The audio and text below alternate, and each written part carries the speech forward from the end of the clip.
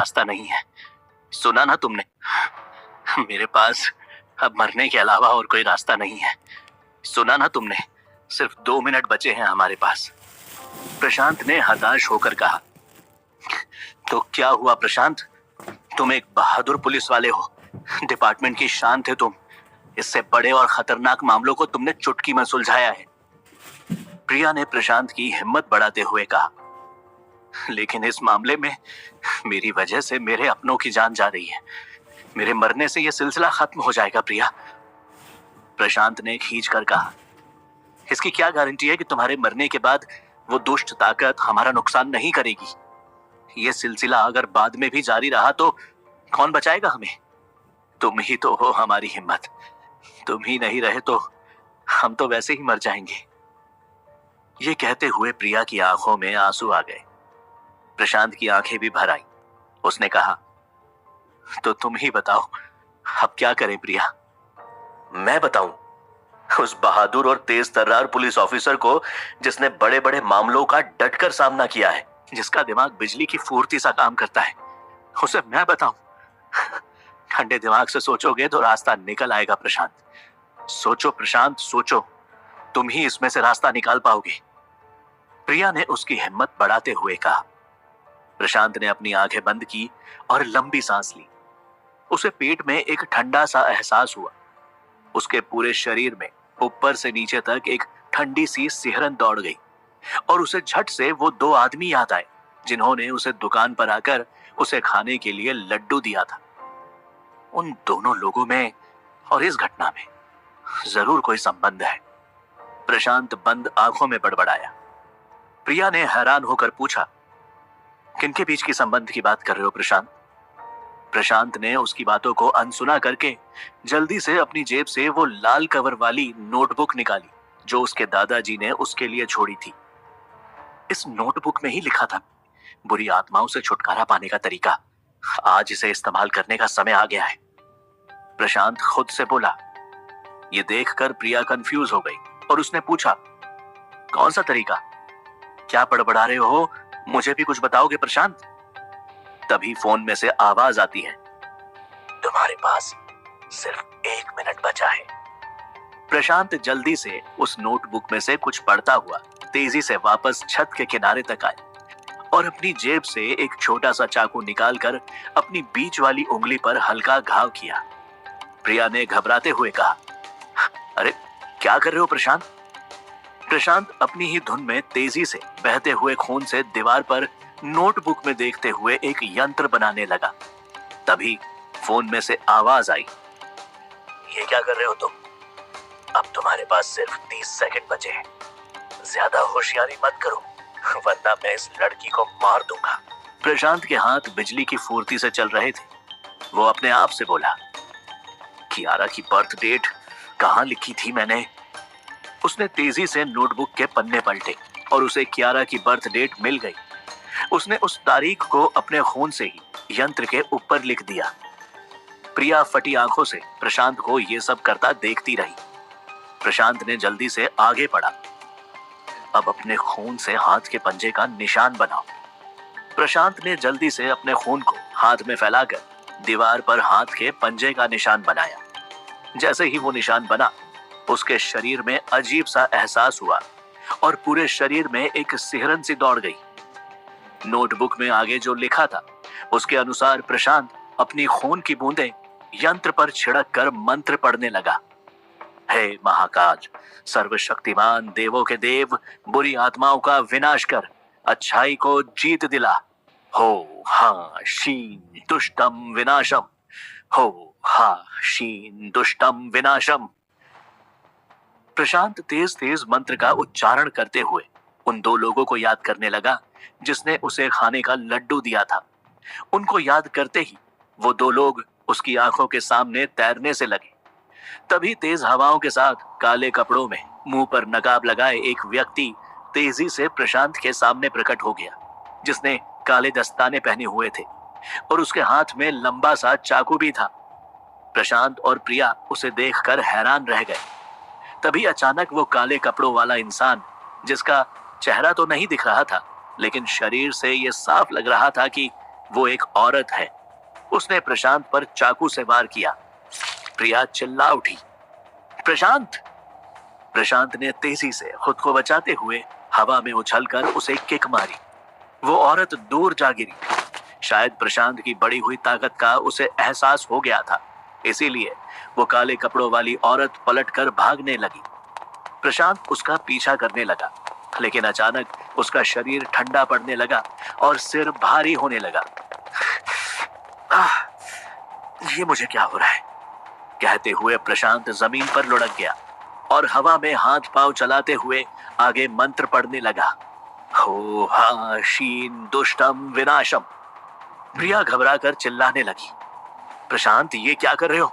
यहाँ कोई नहीं है, होश में आ जाओ, होश में आओ प्रशांत। लेकिन उसकी बात का प्रशांत पर कोई असर नहीं हुआ। वो अपने हाथ पांव चलाता ही रहा। प्रिया ने उसे झकझोर कर हिलाया और एक थप्पड़ मारा। प्रशांत होश में आओ। प्रशांत शांत हो गया और उसने धीरे से अपनी आंखें खोली, आसपास देखा और धीरे से बोला, मेरी चिंता छोड़ो, सामने वाली बिल्डिंग के तीसरे माले पर जाओ, कोई जरूर वहां पर होगा। ये कहकर वो बेहोश हो गया, लेकिन प्रिया उसे इस हालत में छोड़कर नहीं जाना चाहती थी। उसने तुरंत विजय को फोन किया और प्रशांत की बताई जगह पर सर्च करने को कहा। फिर उसने प्रशांत को सहारा देकर उठाया और धीरे धीरे लिफ्ट की तरफ ले गई और अपनी कमर में लगी रिवॉल्वर हाथ में लेते हुए बड़बड़ाई, अगर प्रशांत को किसी ने हाथ भी लगाया तो खोपड़ी उड़ा दूंगी उसकी। बिल्डिंग के नीचे खड़ी एम्बुलेंस में उसने प्रशांत को लेटाया और कहा, इन्हें फौरन सिटी हॉस्पिटल ले चलो। बाहर चल रही हवाओं और कड़कड़ाती बिजली के बीच प्रशांत की आंख खुली और वो बोला, मैं कहां हूं? क्या हुआ मुझे? उसने आसपास देखा तो खुद को अस्पताल के बेड पर पाया। तुम मेरे कब्जे में हो, हिलने की कोशिश मत करना। लो ये गर्म पानी पियो, आराम मिलेगा। ये कहते हुए प्रिया ने उसे पानी का गिलास दिया। प्रशांत ने पानी पीते पीते यहां वहां देखा, मानो वो किसी को ढूंढ रहा हो। कियारा कहाँ है? वो कैसी है? आईसीयू वार्ड में है और हालत तो तुम जानते ही हो उसकी। लेकिन तुम चिंता मत करो, उसकी फैमिली मौजूद है उसकी देखभाल के लिए। कहते हुए प्रिया ने प्रशांत को एक एप्पल काट के दिया और थोड़ी तल्खी भरी आवाज में बोली, एक बात मानोगे मेरी? उससे मिलना छोड़ दो, उसका फैमिली बैकग्राउंड ठीक नहीं है। हमने पता किया है, उसके बॉडीगार्ड तो बड़े ही बदतमीज हैं, मुझसे भी उलझ गए थे। नहीं, मुझे उससे मिलना है अभी। कहते हुए प्रशांत बेड से उठने लगा, लेकिन वो लड़खड़ाने लगा। प्रिया ने उसे सहारा देकर वापस बैठाया। एक बात पूछूं प्रशांत, क्या तुम कियारा से प्यार करते हो? प्रिया ने पूछा। प्रशांत ने गुस्से से उसे एक लुक दिया और फिर खुद को संभालते हुए कहा, प्रिया, अगर एक इंसान मेरी वजह से मौत के मुंह तक चला गया और उसका पूरा चेहरा विकृत हो गया हो, तो क्या मैं चुपचाप उससे किनारा कर लूं, उसकी चिंता ना करूं? यह सुनकर प्रिया को अपनी गलती का एहसास हुआ।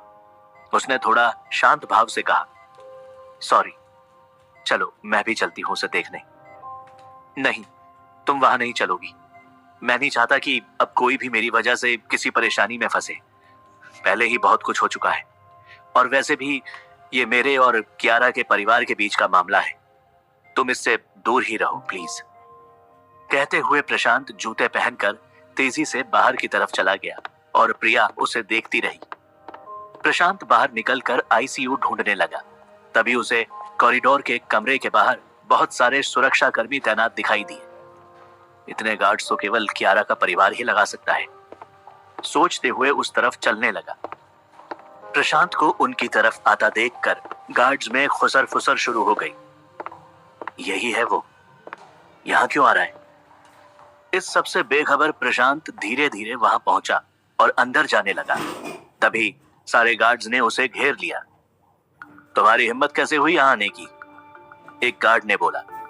दूसरा बोला, जान प्यारी है तो भाग जाओ यहां से। तभी एक और आवाज आई, हट जाओ तुम सब, इससे तो मैं हिसाब बराबर करूंगा। सारे गार्ड्स एक तरफ हट गए और उनके बीच में से एक लंबा चौड़ा आदमी बड़े ही स्टाइलिश कपड़े पहने सामने आया। वो कियारा का भाई रुद्रांश था। उसने आते ही प्रशांत के मुंह पर जोर से घूंसा मारा, जिससे प्रशांत जमीन पर गिर गया और उसके मुंह से खून निकलने लगा। दाद देता हूं मैं तेरी हिम्मत की। इतना सब हो जाने के बाद भी तू यहां तक चला आया। जलील इंसान, तेरी वजह से मेरी बहन की जिंदगी बर्बाद हो गई। वो इस हाल में पहुंची है तो तेरी वजह से। अगर वो तेरे चक्कर में नहीं पड़ती तो इतना बुरा हाल नहीं होता उसका। प्रशांत का कॉलर पकड़कर उसे उठाते हुए रुद्रांश बोला, अभी भी कोई कसर बाकी है कमीने इंसान। कहते हुए रुद्रांश ने प्रशांत को जोर से लात मारी। प्रशांत ने कुछ रिएक्ट नहीं किया। वो धीरे से अपने मुंह पर लगे खून को पोंछता हुआ उठा। आप ठीक कह रहे हैं, मेरी वजह से ही आपकी बहन की यह हालत हुई है। मैं जिम्मेदार हूं इसका और सजा का हकदार भी, लेकिन मुझे उसे देखना है एक बार। कहते हुए प्रशांत वार्ड की तरफ आगे बढ़ा। बेशरम इंसान, तो वाकई सजा का हकदार है। कहते हुए रुद्रांश ने उसकी तरफ घूंसा ताना। तभी एक आवाज आई, रुक जाओ रुद्रांश।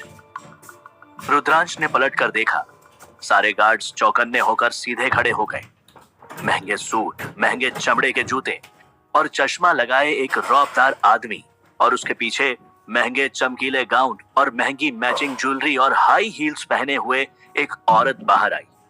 वो कियारा के माँ बाप थे, मिस्टर बलराम और मिसेज मालिनी सिंह।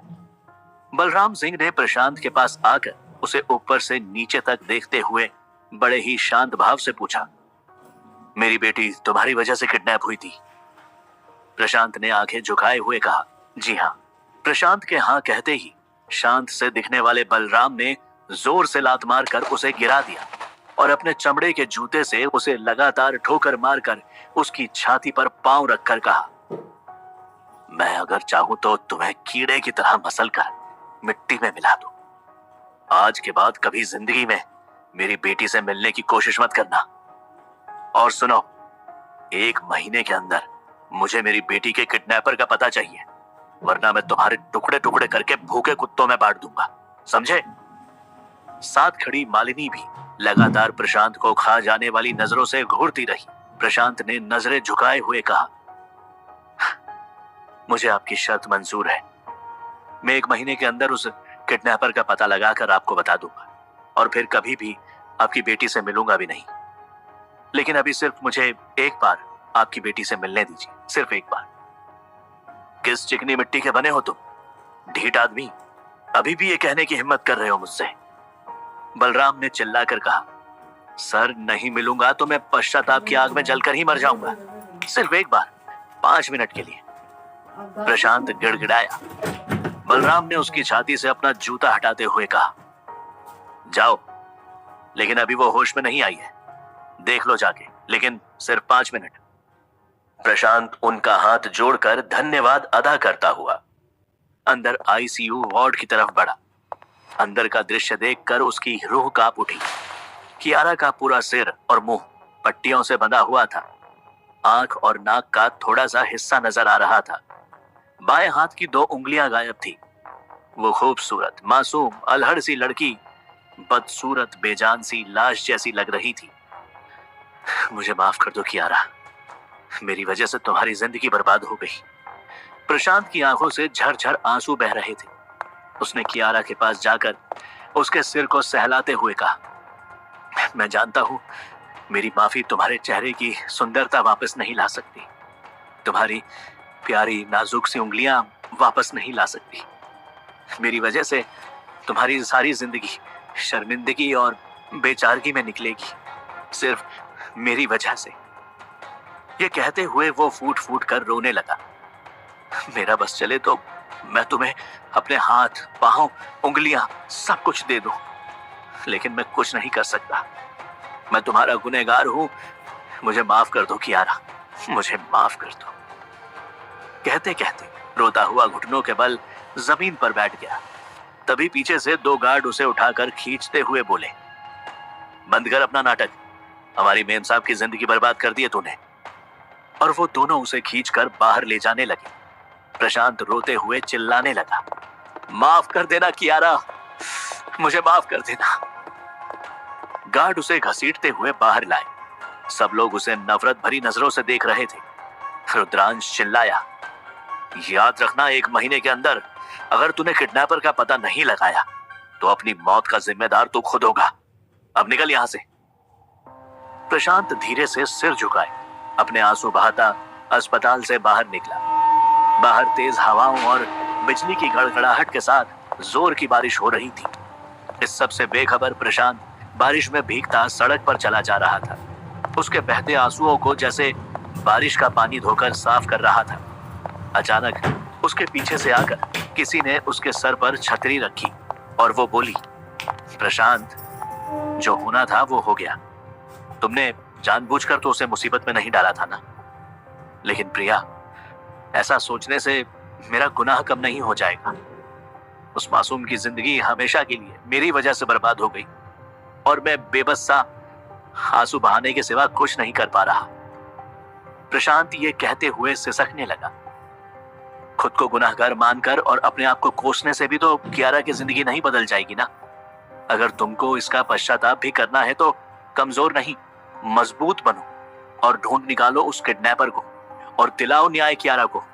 ये ही तुम्हारा सबसे बड़ा पश्चाताप होगा। प्रिया ने उसे हिम्मत देते हुए कहा, तुम ठीक कह रही हो। मैं जमीन आसमान एक करके उस किडनैपर का पता लगाऊंगा और खुद उसे अपने हाथों से सजा दूंगा। लेकिन उसके लिए तुम्हें मेरा एक काम करना पड़ेगा। प्रशांत ने रुक कर ये कहा। प्रिया का चेहरा चमक उठा। वो बोली, मैं तुम्हारे लिए कुछ भी कर सकती हूँ प्रशांत। बोलो, मुझे क्या करना है? क्या काम सौंपने वाला था प्रशांत प्रिया को? क्या प्रशांत 1 महीने में उस किडनैपर के बारे में पता लगा पाएगा? जानने के लिए सुनिए इस कहानी का अगला एपिसोड सिर्फ पॉकेट एफएम ऐप पर।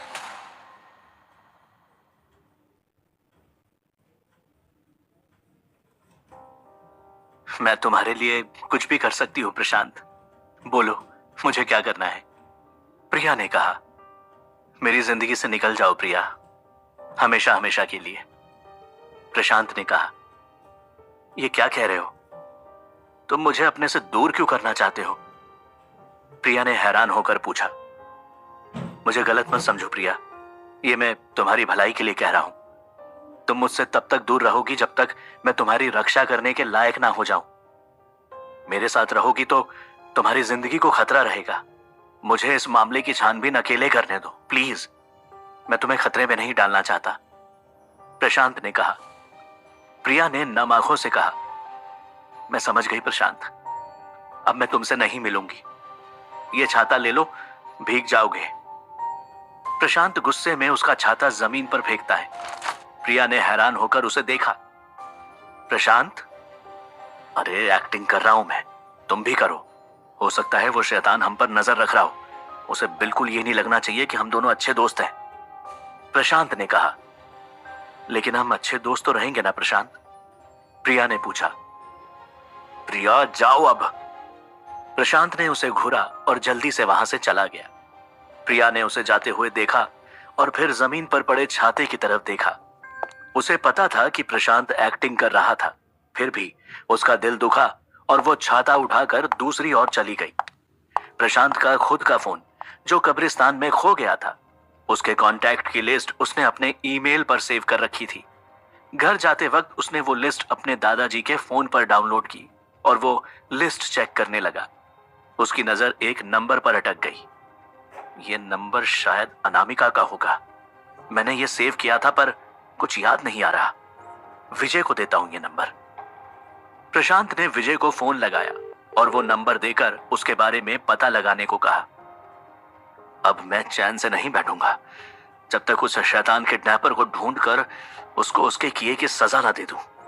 तभी उसको वापस विजय का फोन आता है। प्रशांत, ये नंबर अनामिका का है, लेकिन और कुछ नहीं पता चला क्योंकि फोन काफी समय से बंद है। विजय, जहां से कियारा का अपहरण हुआ था वहां से कोई उंगलियों के या कोई निशान मिले तुझे? कोई सैंपल लिया कि नहीं तूने वहां से? प्रशांत ने कहा। विजय ने कहा, नहीं, ऐसा तो कुछ नहीं मिला वहां। यार, तू कैसी तहकीकात कर रहा है? ऐसा कैसे हो सकता है कि कोई सबूत ना मिले? प्रशांत ने कहा। मैं तेरी बेचैनी समझ रहा हूँ मेरे दोस्त। चिंता मत कर, मैं वापस उस जगह जाकर कुछ सबूत इकट्ठा करने की कोशिश करता हूँ, विजय ने फोन रखते हुए कहा। प्रशांत बस से उतरकर उस जगह गया जहां उसने अपने दादाजी वाली शववाहिनी गाड़ी लगाई थी। ट्रैफिक जाम के वक्त वहां से गाड़ी लेकर वो सीधा अंतिम संस्कार वाली अपनी दुकान पर पहुंचा। दरवाजा खोलते ही चौंक कर वो रुक गया और दुखी मन से अंदर गया। वहां अभी तक टेबल पर खाने पीने का वो सामान बिखरा पड़ा था जो कियारा और उसने खाया पिया था। उसके मुंह से अनायास ही निकल गया, कियारा। वो जल्दी से बाथरूम में जाकर गर्म पानी से नहाया और धुले हुए कपड़े पहने। तब तक शाम हो चुकी थी। वो बहुत थका हुआ था और उसकी दुकान खोलकर बैठने की बिल्कुल भी इच्छा ना हुई। वो दुकान का दरवाजा बंद करने के लिए बढ़ा, तभी बाहर जोर की बिजली कड़की। उसकी रोशनी में उसे अपने घर के पर्दे पर एक झुका हुआ सा साया नजर आया। कौन है वहां? कहकर प्रशांत ने पर्दा हटाया। पर्दा हटते ही सामने एक बड़ी डरावनी सी आंखों वाली, तीखे लंबे दांतों वाली, एक कमर से झुकी हुई बुढ़िया मुस्कुराती हुई नजर आई। इससे पहले प्रशांत उससे कुछ पूछे, उस औरत ने सीधा सवाल किया, अपनी दोस्त का कटा फटा चेहरा और कटी हुई उंगलियां वापस ठीक करना चाहते हो? प्रशांत ने चौंक कर पूछा, कौन हो तुम? ये मेरे सवाल का जवाब नहीं है। मुझे लगता था कि तुम मेरी बात सुनकर मुझे अंदर बुलाओगे और दावत दोगे। बुढ़िया अंदर टेबल पर पड़े खाने को ललचाई नजरों से देखकर बोली। प्रशांत बोला, अंदर आओ।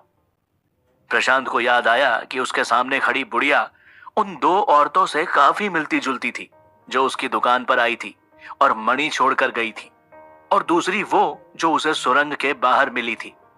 दरअसल ऐसी औरतों का एक ग्रुप था जो बिल्ली के जैसी दिखती थी। उनका दिखावा काफी हद तक एक जैसा ही था, लेकिन वो सारी अलग अलग थी। प्रशांत को याद आया कि उसके पेट में अभी तक वो मणि अटकी पड़ी थी और वो औरत शायद उसे निकाल सकती थी। लेकिन उसके कुछ कहने से पहले ही वो बुढ़िया सीधा खाने की टेबल की ओर बढ़ी और वहां पड़े बचे खुचे खाने पर ऐसे टूट पड़ी मानो उसने बरसों से कुछ खाया ही ना हो, और वहां पड़ी शराब भी वो एक बार में ही गटक गई। प्रशांत उसके सामने बैठ गया और उससे पूछा, तुम्हारा उस औरत से क्या संबंध है जो मेरे घर पर आई थी और मुझे मणि देकर गई थी? मैं उसे जानती हूं, हमारी बिरादरी की है वो। उसका नाम बिल्लोरी बुआ और मेरा नाम म्याऊ मौसी, उस बुढ़िया ने खाते हुए कहा। इसके साथ ही साथ वो अपनी बिल्ली जैसी बड़ी बड़ी आंखों से प्रशांत को घूर भी रही थी। प्रशांत उसकी आंखों में देखना नहीं चाहता था। फिर उसने उस बुढ़िया से पूछा, मेरे पेट में एक मणि अटकी हुई है, तुम मेरा पेट चीरकर उसे निकाल सकती हो? अब बहुत देर हो चुकी है, म्याऊ मौसी ने खाना खाकर अपने कपड़ों से मुंह पोंछते हुए कहा।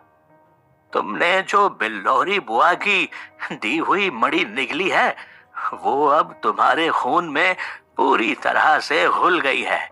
अब उसे निकालना मुश्किल होगा। लेकिन कोई तो तरीका होगा? प्रशांत ने परेशान होकर पूछा। अब उस मणि को अपने खून में पूरी तरह घुल जाने दो, फिर तुम्हारे खून की शक्ति इतनी बढ़ जाएगी कि उससे किसी का भी इलाज किया जा सके, तुम्हारी दोस्त कियारा का भी। म्याऊ मौसी ने अपने होठों पर जीभ फिराते हुए कहा। यह सुनकर प्रशांत का चेहरा चमक उठा और उसने पूछा, हाँ, कियारा के घाव भी भर पाऊंगा मैं? पर कैसे? तुम्हारे हृदय से खून की कुछ बूंदें उसके घाव पर टपकानी पड़ेगी और फिर उसके सारे घाव भर जाएंगे बिना कोई निशानी छोड़े। म्याऊ मौसी ने मुस्कुरा कर कहा, क्या उस खून से उसकी उंगलियां वापस आ जाएंगी? प्रशांत ने बड़े उत्साह से पूछा। नहीं, उंगलियां तो वापस नहीं आ पाएंगी, बुढ़िया ने कहा। यह सुनकर प्रशांत का चेहरा उतर गया। लेकिन उस मणि की शक्ति से तुम अपनी उंगलियों को उसके हाथ में लगा सकते हो। म्याऊ मौसी ने कहा, तुम्हारा दिमाग खराब हो गया है? एक आदमी के हाथ की बड़ी उंगलियां उस कोमल से हाथ वाली लड़की के हाथ में कैसे लग पाएंगी? प्रशांत भड़क कर बोला। म्याऊ मौसी ने जोर से हंसकर कहा, तुम उस मणि की शक्तियों को नहीं जानते। वो किसी के भी शरीर के किसी भी अंग को दूसरे के शरीर में आसानी से लगा सकती है। ये मेरे हाथ देखो, मेरे अपने हाथ किसी ने काट दिए थे, ये किसी आदमी के हाथ मैंने लगाए हैं। कहते हुए उसने अपने दोनों हाथ आगे बढ़ाकर दिखाए। उस बुढ़िया के गंदे बिल्ली के पंजों जैसे बड़े नाखूनों वाले भयानक हाथों को देखकर प्रशांत सिहर उठा। देखो, है कोई निशान जोड़ने का? कोई कह सकेगा कि ये किसी और के हाथ हैं? म्याऊ मौसी बोली। प्रशांत का ध्यान उसके गंदे हाथों पर नहीं था, वो कुछ और ही सोच रहा था। क्या यह संभव नहीं है कि कियारा की ही कटी हुई उंगलियां उसे वापस लगा दी जाए? उसने म्याऊ मौसी से पूछा। हाँ, यह संभव है। उसकी उंगलियां है तुम्हारे पास? बुढ़िया ने पूछा। प्रशांत ने जल्दी से विजय को फोन लगाया। हेलो विजय, कियारा की कटी हुई उंगलियां कहाँ हैं? वो अगर समय रहते मिल जाएं तो उन्हें वापस लगाया जा सकता है। वो तो तुमने रिकवर की थी ना? नहीं प्रशांत, मौका वारदात पर हमें कोई कटी हुई उंगलियां नहीं मिली, बस खून ही खून था वहां। लगता है वो शैतान किडनैपर कियारा की उंगलियां अपने साथ ही ले गया होगा। वैसे भी अगर हमें उंगलियां मिलती तो हम उसे फौरन अस्पताल में दे देते, विजय ने कहा। यह सुनकर प्रशांत की यह उम्मीद मिट्टी में मिल गई। फोन काटने के बाद उसने कुछ सोचा, फिर म्याऊ मौसी से कहा, कियारा की उंगलियां तो नहीं मिल सकी, मैं अपनी उंगलियां देने को तैयार हूं, लेकिन यह सब होगा कैसे? मतलब कौन करेगा यह सब? मैं हूं ना, मैं करूंगी तुम्हारी मदद, म्याऊ मौसी ने कुटिल मुस्कुराहट के साथ कहा। म्याऊ मौसी, बिना किसी फायदे के तो तुम मेरी मदद करोगी नहीं। यहां तक आई हो तो कोई तो कारण होगा। साफ साफ बताओ, चाहती क्या हो उसके बदले में? तुम्हें क्या चाहिए? प्रशांत ने पूछा। तुम्हारे हृदय के खून की सिर्फ 10 बूंदे, म्याऊ मौसी ने मुस्कुराकर कहा। यह सुनकर प्रशांत कुछ सोचने लगा। तभी म्याऊ मौसी बोली, चिंता मत करो, एक बार अगर वो मणि तुम्हारे खून में पूरी तरह घुल जाएगी तो ये 10 बूंदे तो 10 दिन में वापस बन जाएंगी। तुम्हारे लिए तो वो सिर्फ 10 बूंदे हैं, पर मेरे लिए उनकी कीमत क्या है तुम्हें नहीं पता, म्याऊ मौसी बोली। तो बता दो, क्या कीमत है उनकी? क्या करोगे उसका? प्रशांत ने जल्दी से पूछा। ये जानना तुम्हारा काम नहीं है, तुम अपने दोस्त की चिंता करो। बोलो, तुम्हें मंजूर है मेरी शर्त? म्याऊ मौसी ने पूछा। प्रशांत एक क्षण के लिए मौन हो गया था, फिर उसने म्याऊ मौसी की शर्त मान ली और आगे बोला, लेकिन एक बात बताओ, आखिर इस मणि का राज क्या है जो बिल्लौरी बुआ ने मुझे दी थी? बिल्लौरी बुआ ने पिछली बार कहा था कि मैं भी उसके जैसा हो जाऊंगा, क्या यह सच है? हाँ, ये सच है। थोड़ा इंतजार करो, तुम्हें अपने आप बदलाव दिखना महसूस होगा। ये कहकर म्याऊ मौसी ने अपनी जेब से एक कांच की छोटी बोतल निकाली और प्रशांत से कहा, इसे पी लो और सिर्फ 3 दिन में देखना इसका चमत्कार। मैं 3 दिन में वापस आऊंगी। प्रशांत के कुछ कहने से पहले ही वो म्याऊ मौसी तेजी से बाहर निकल गई। प्रशांत ने उसकी दी हुई कांच की बोतल को गौर से देखा। उसमें हरे रंग का गाढ़ा सा काढ़े जैसा द्रव्य भरा था।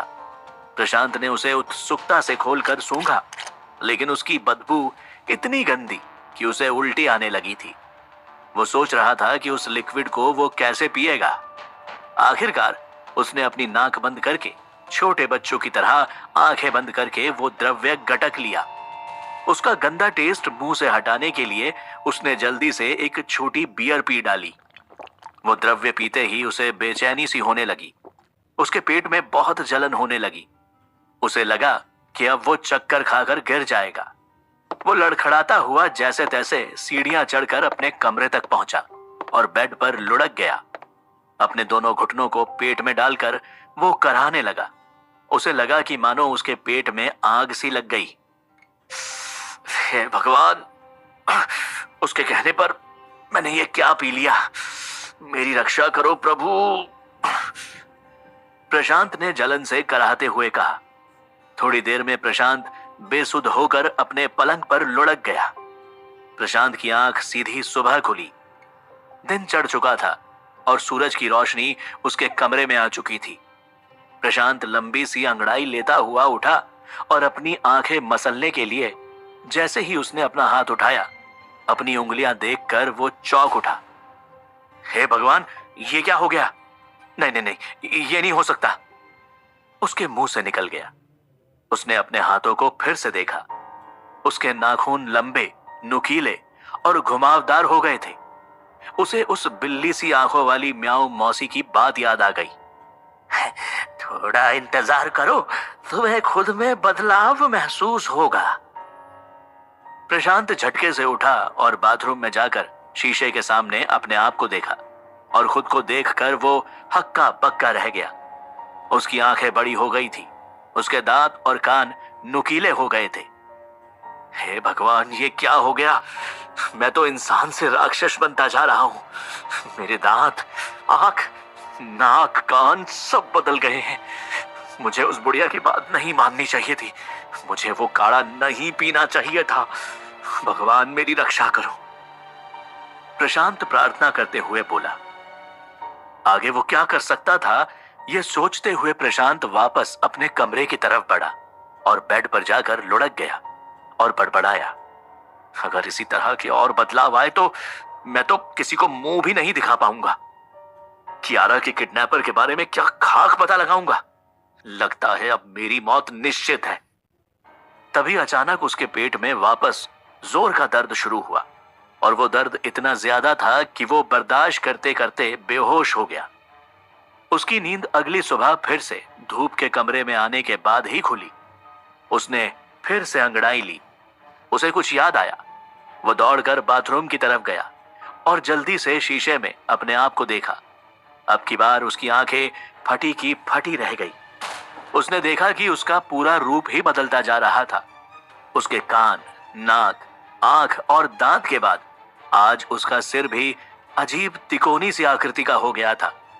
उसके बालों की रंगत भी बदल गई थी।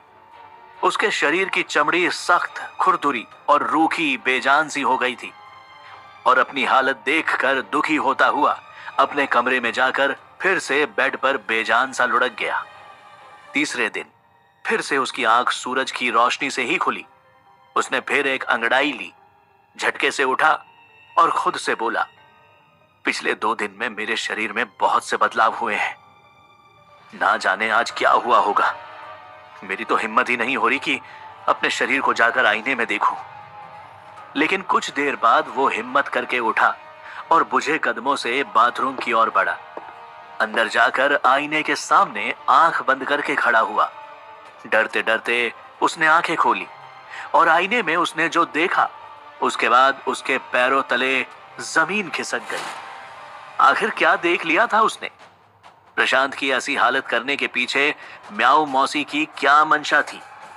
जानने के लिए सुनिए इस कहानी का अगला एपिसोड सिर्फ पॉकेट FM ऐप पर।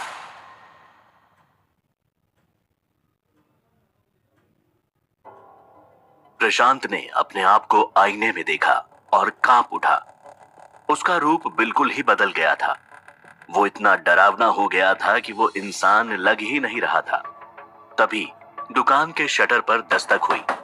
प्रशांत सोचने लगा, अब इस वक्त कौन आ गया? मैं दरवाजा कैसे खोलूं? मुझे इस रूप में देखकर कोई भी डर जाएगा।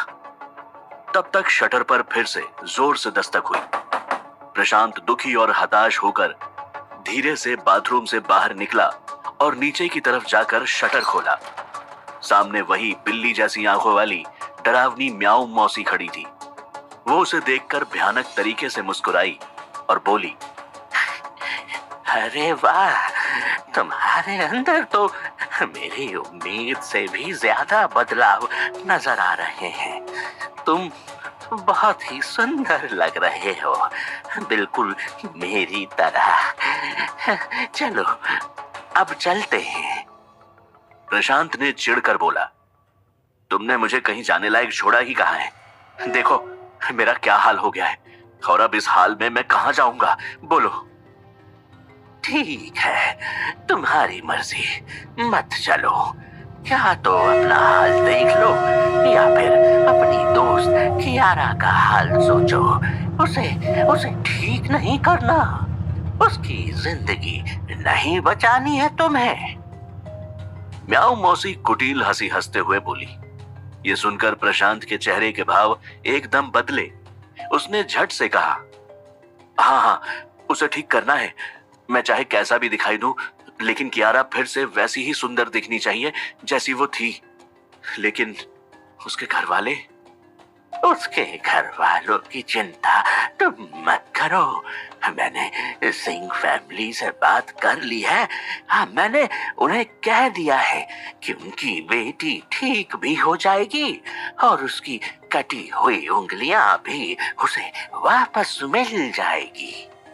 मैंने उनसे आज का वादा किया है, वो हमारा इंतजार कर रहे होंगे। अब वक्त जाया मत करो, चलो चलो। म्याऊ मौसी बोली। प्रशांत जल्दी से अपने सिर पर हैट पहनकर और अपने दादाजी की पुरानी शववाहिनी गाड़ी की चाबी लेकर जल्दी से बाहर निकला। म्याऊ मौसी उसके पीछे पीछे गई। थोड़ी ही देर में प्रशांत की गाड़ी एक बड़े ही आलीशान बंगले के सामने रुकी। वहां पर कई लोग और गार्ड्स मौजूद थे।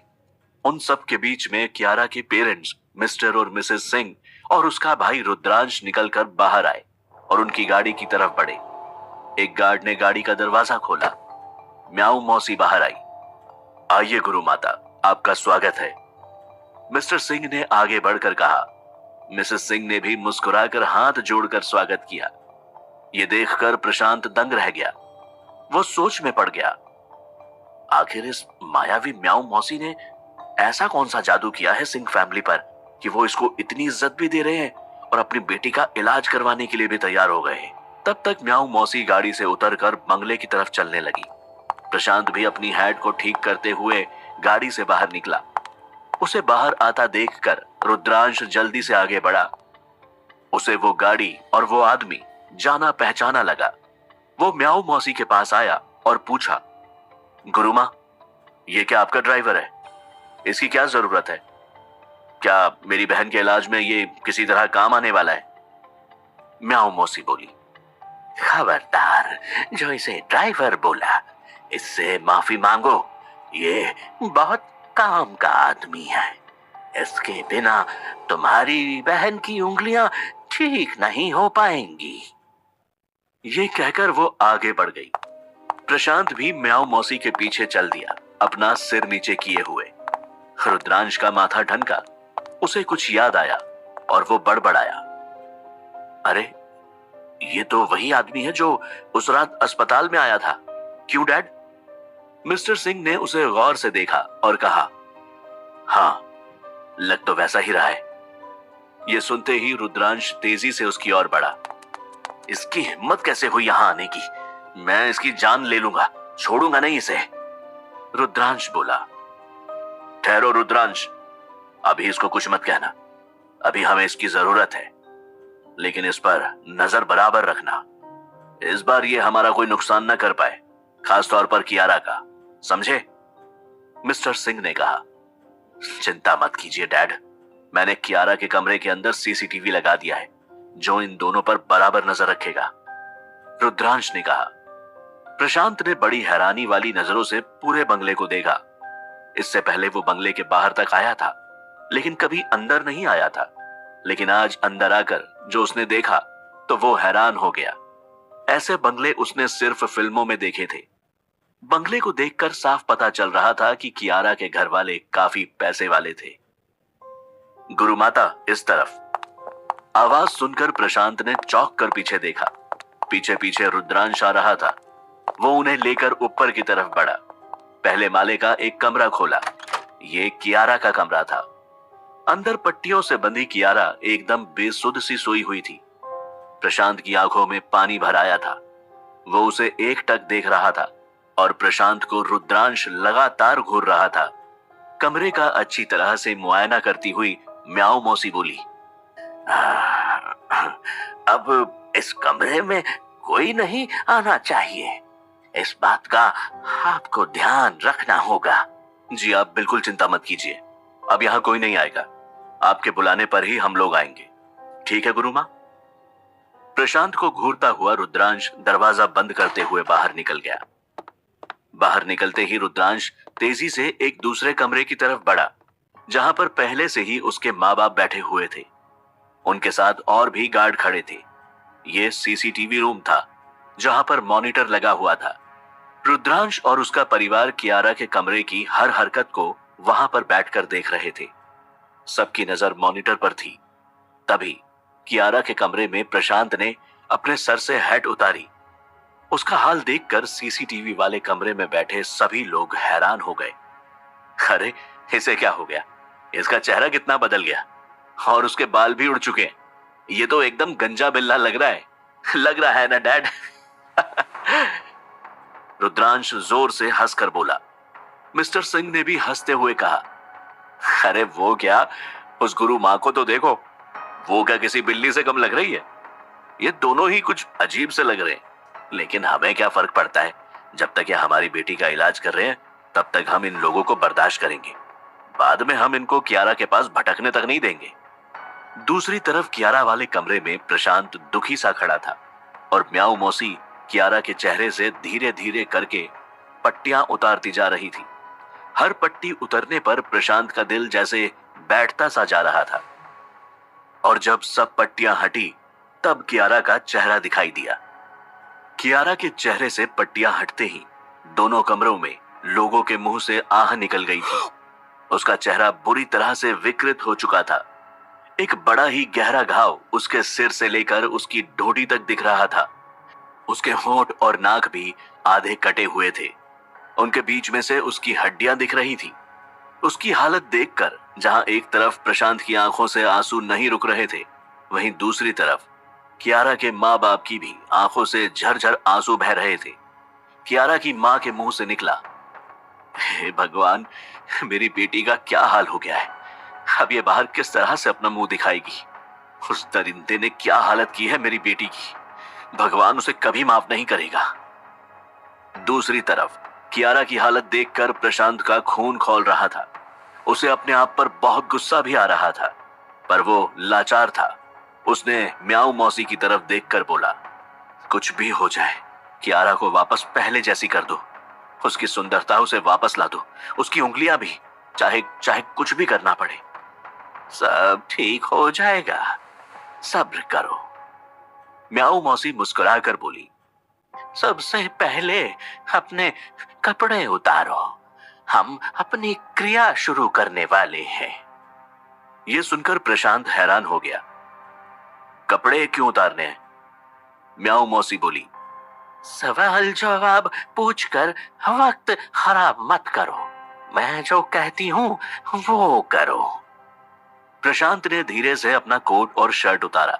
उसका कसा हुआ कसरती शरीर देखकर म्याऊ मौसी बोली, वाह, बहुत मेहनत करते हो अपने शरीर पर। कहते हुए उसने उसके शरीर पर हाथ फेरा और फिर अपने तेज पैने नाखून प्रशांत के सीने में घुसेड़ दिए। प्रशांत दर्द से कराह उठा। थोड़ा दर्द तो बर्दाश्त करना पड़ेगा अपनी दोस्त के लिए, सब्र करो, सीधे खड़े रहो। म्याऊ मौसी ने थोड़ा कड़क आवाज में कहा। दूसरे कमरे में सीसीटीवी देख रही सिंह फैमिली हैरान थी। रुद्रांश गुस्से में बोला, ये हमारी बेटी का इलाज करने आई है या इस शैतान का? मिस्टर सिंह ने उसे शांत रहने का इशारा किया। दूसरे कमरे में म्याऊ मौसी ने अपने नुकीले पैने नाखूनों से प्रशांत की छाती के अंदर एक छेद सा किया और उसमें से एक हल्का हरा सा प्रकाश दिखाई दिया। म्याऊ मौसी ने अपने नाखून और अंदर डाले। इस बार प्रशांत के मुंह से एक बड़ी चीख निकली। उसका पूरा शरीर कांप रहा था। उस छेद में से सुर्ख लाल रंग का खून रिसने लगा। लेकिन ये सब करते हुए म्याऊ मौसी के चेहरे पर एक चमक थी। उसकी आंखों से अजीब सी रोशनी निकली। उसने प्रशांत के खून की बूंदों को इकट्ठा किया। प्रशांत दर्द से बेहाल था। दूसरी तरफ सिंह परिवार हैरान और सदमे में था। उन्हें कुछ समझ नहीं आ रहा था। मिसेस सिंह बोली, ये बुढ़िया क्या कर रही है? मुझसे तो देखा भी नहीं जा रहा। डर कर उसने आंखें बंद कर ली थी। प्रशांत से अब दर्द बर्दाश्त नहीं हो रहा था। म्याऊ मौसी ने उन खून की बूंदों को कियारा के चेहरे के घाव पर छिड़का। हल्की हरी रोशनी म्याऊ मौसी की आंखों से निकल रही थी। जैसे ही वो बूंदें घाव पर पड़ी, घाव ने जैसे खून चूस लिया। वो खून की बूंदें जैसे ही घाव के अंदर गई, अचानक ही चमत्कारिक रूप से घाव भरने लगे और सारे निशान हटने लगे थे। सिंह परिवार को अपनी आंखों पर विश्वास नहीं हो रहा था। दर्द से कराहता प्रशांत अपना दर्द भूलकर ये चमत्कार देख रहा था। उसकी आंखों से आंसू बहने लगे। तभी अचानक म्याऊ मौसी जोर से हंसी और बोली, देखा मेरा चमत्कार, कर दिए मैंने सारे घाव गायब। कियारा के चेहरे के सारे खतरनाक घाव भर चुके थे। उनका नामो निशान मिट चुका था। अब म्याऊ मौसी जल्दी जल्दी उसके चेहरे के टांकों के धागे हटा रही थी। चेहरा साफ होता जा रहा था। कियारा की सुंदरता लौटने लगी थी। उसकी दूध जैसी सफेद त्वचा चमकने लगी थी। प्रशांत विश्वास नहीं कर पा रहा था। म्याऊ मौसी, तुमने कमाल कर दिया। प्रशांत बोल उठा। दूसरी तरफ सिंह फैमिली मॉनिटर पर यह चमत्कार देखकर अचंभित थी। मिसेस सिंह बोली, आज की दुनिया में भी ऐसा हो सकता है? मैंने कभी सोचा नहीं था। ये गुरु माता तो सच में चमत्कारिक निकली। सबकी आंखों में आंसू थे। प्रशांत भरी हुई आंखों से कियारा की तरफ देखता जा रहा था। म्याऊ मौसी ने उसे झकझोर कर हिलाते हुए कहा, थोड़े आंसू संभाल कर रखो, अभी तुम्हारी उंगलियों की बलि बाकी है। कियारा की उंगलियां ठीक करनी है ना? तैयार हो जाओ, अपने हाथ आगे करो। प्रशांत लंबी सांस लेकर बोला, मैं तैयार हूं। प्रशांत ने अपना बायां हाथ आगे किया और पूरा पंजा उसके सामने किया। ले लो मेरी छोटी और बीच वाली उंगलियां। म्याऊ मौसी बोली, देखो, अब मेरे पास ऐसा कोई इंजेक्शन तो है नहीं जो तुम्हारा दर्द कम कर सके। बिना इंजेक्शन के ही तुम्हारी उंगलियां काटनी पड़ेंगी। तैयार हो दर्द सहने के लिए? जो दर्द मेरी दोस्त ने सहा है, ये उससे तो कम ही होगा। आप शुरू करो अपना काम, प्रशांत बोला। म्याऊ मौसी ने मुस्कुराते हुए पहले कियारा के घायल हाथों की पट्टी को हटाया। गायब उंगलियों वाली जगह को उसने देखा और बाद में प्रशांत की उंगलियों को देखा और फिर सामने टेबल पर पड़ी एक बड़ी कैंची को उठाया। अरे, अब ये क्या करने वाली है? रुद्रांश ने पूछा। सारी सिंह फैमिली आंखें फाड़े मॉनिटर को देख रही थी। उन्हें कुछ समझ नहीं आ रहा था। तभी उन्होंने मॉनिटर में देखा कि म्याऊ मौसी कैंची हाथ में उठाए प्रशांत की ओर बढ़ी। मिसेस सिंह ने फिर से डरकर आंखें बंद कर ली थी। म्याऊ मौसी ने प्रशांत का हाथ अपने हाथ में लिया, उसकी छोटी उंगली को पकड़ा।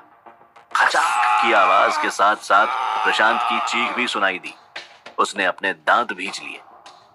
अभी एक उंगली बाकी है, कहते हुए उसने प्रशांत की बीच वाली उंगली को भी पकड़कर काट दिया। प्रशांत की चीख के साथ खून का फव्वारा बह निकला। प्रशांत का शरीर पीला सा पड़ गया था। प्रशांत ने खुद सामने पड़ी पट्टियों को अपने हाथ पर बांधा और खून को बहने से रोका। घबराओ मत, तुमने मणि निगल रखी है, तुम्हारे घाव जल्दी भर जाएंगे, म्याऊ मौसी ने कहा और फिर प्रशांत की कटी उंगलियां लेकर कियारा की तरफ बढ़ी। मिसेस सिंह बोली, अब क्या ये उस आदमी की उंगलियां हमारी बेटी को लगाएंगी? नहीं नहीं, मैं ये नहीं होने दूंगी। कहते हुए वो बाहर जाने लगी। मिस्टर सिंह ने रोका। तुम्हें क्या परेशानी है? अपनी बेटी की सोचो। गुरु माता ने कहा था उस आदमी की उंगलियां वापस आ जाएंगी। बैठो तुम। उसी वक्त उस बुढ़िया ने प्रशांत के दिल से खून की कुछ और बूंदें ली और उन्हें कियारा की टूटी उंगलियों की जगह उस खून को टपका दिया और फिर जल्दी से प्रशांत की टूटी हुई उंगलियों को उसी जगह पर लगाया, जबकि वो उंगलियां उसकी साइज की नहीं थी, लेकिन उस करामाती खून की वजह से उंगलियों का साइज धीरे धीरे पतला होकर बहुत सुंदर बन गया और कियारा के हाथ में वो एकदम फिट बैठ गई और उनका रंग भी गोरा हो गया। ये देखकर प्रशांत अपना दर्द भूलकर बस कियारा को ही देखता रहा। उसकी आंखों से आंसू रुक नहीं रहे थे। ये देख सिंह फैमिली के होश उड़ गए। प्रशांत से दर्द बर्दाश्त नहीं हो रहा था और उसे बहुत पसीना आ रहा था, लेकिन धीरे धीरे जैसे ही उसकी नई उंगलियां वापस अपनी जगह पर आ गई तो उसकी खुशी का कोई ठिकाना ना रहा। धन्यवाद म्याऊ मौसी, प्रशांत ने कहा। अभी तुम्हारा काम पूरा हुआ है, मेरा काम अभी बाकी है। अपना वादा मत भूलो प्रशांत, याद है ना?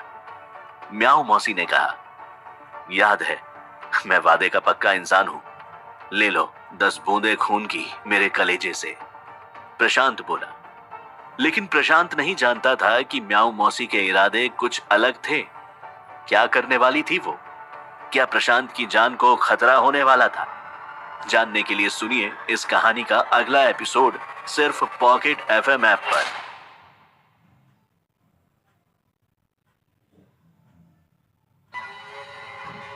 प्रशांत सोच रहा था कि म्याऊ मौसी अब उसके दिल से कुछ बूंदें निकाल लेंगी। वो उसके लिए तैयार था। म्याऊ मौसी ने जल्दी से मुस्कुराते हुए प्रशांत की छाती में वापस हाथ डाला और 10 बूंद खून निकालने की जगह उसका पूरा का पूरा दिल ही बाहर निकाल दिया। प्रशांत बहुत जोर से चिल्लाया। दर्द के मारे उसने आंखें बंद कर ली थी। जब उसकी आंखें खुली तो सामने बुढ़िया के हाथों में उसका पूरा का पूरा दिल था। अरे ये क्या किया तुमने? प्रशांत ने सहम कर पूछा। तुमने तो कहा था ये तुम्हारे हाथ में मेरा दिल। प्रशांत अपनी बात को पूरा नहीं कर पा रहा था। उसका दिमाग विश्वास नहीं कर पा रहा था जो उसकी आंखें देख रही थी। प्रशांत अब बर्दाश्त नहीं कर पाया और लड़खड़ाकर जमीन पर गिर गया। यही है वो कीमती चीज जिसका मुझे बेसब्री से इंतजार था, कहते हुए म्याऊ मौसी खुशी से झूमने लगी। उसने तुरंत अपने कपड़े उतारे। जमीन पर पड़ा हुआ प्रशांत उसके बूढ़े और जर्जर शरीर को देख रहा था। म्याऊ मौसी ने अपने सीने पर अपने नुकीले नाखून चुभाए और अपने सीने से धड़कता हुआ दिल निकाल लिया। ये देखकर प्रशांत की आंखें फट गईं। फिर म्याऊ मौसी ने प्रशांत का दिल अपने सीने में लगा लिया और देखते ही देखते उसके सीने का घाव भर गया। अगले ही पल म्याऊ मौसी के शरीर में बदलाव आने लगे।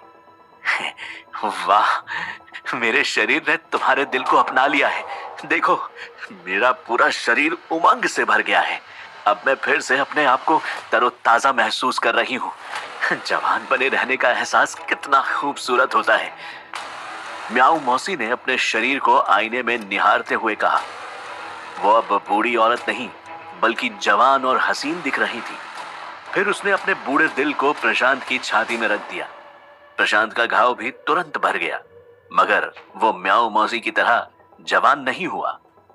प्रशांत ये देखकर हक्का बक्का रह गया। ये मेरे साथ क्या हो रहा है? प्रशांत ने अपनी कमजोर आवाज में कहा। ओह, मेरा पूरा शरीर बूढ़ा हो गया है। प्रशांत के पूरे शरीर पर झुर्रियां आ गई थी। इस बुरे हादसे में सिर्फ एक अच्छी चीज हुई थी प्रशांत के साथ, और वो ये थी कि अब वो बिल्ली जैसा नहीं दिख रहा था। तुम मेरा दिल वापस करो, कहते हुए प्रशांत ने अपने आप को उठाने की कोशिश की। तुम्हारा दिल अब मेरा हो गया है, गनीमत मानो कि मैंने तुम्हें जिंदा रहने के लिए एक दिल दिया है।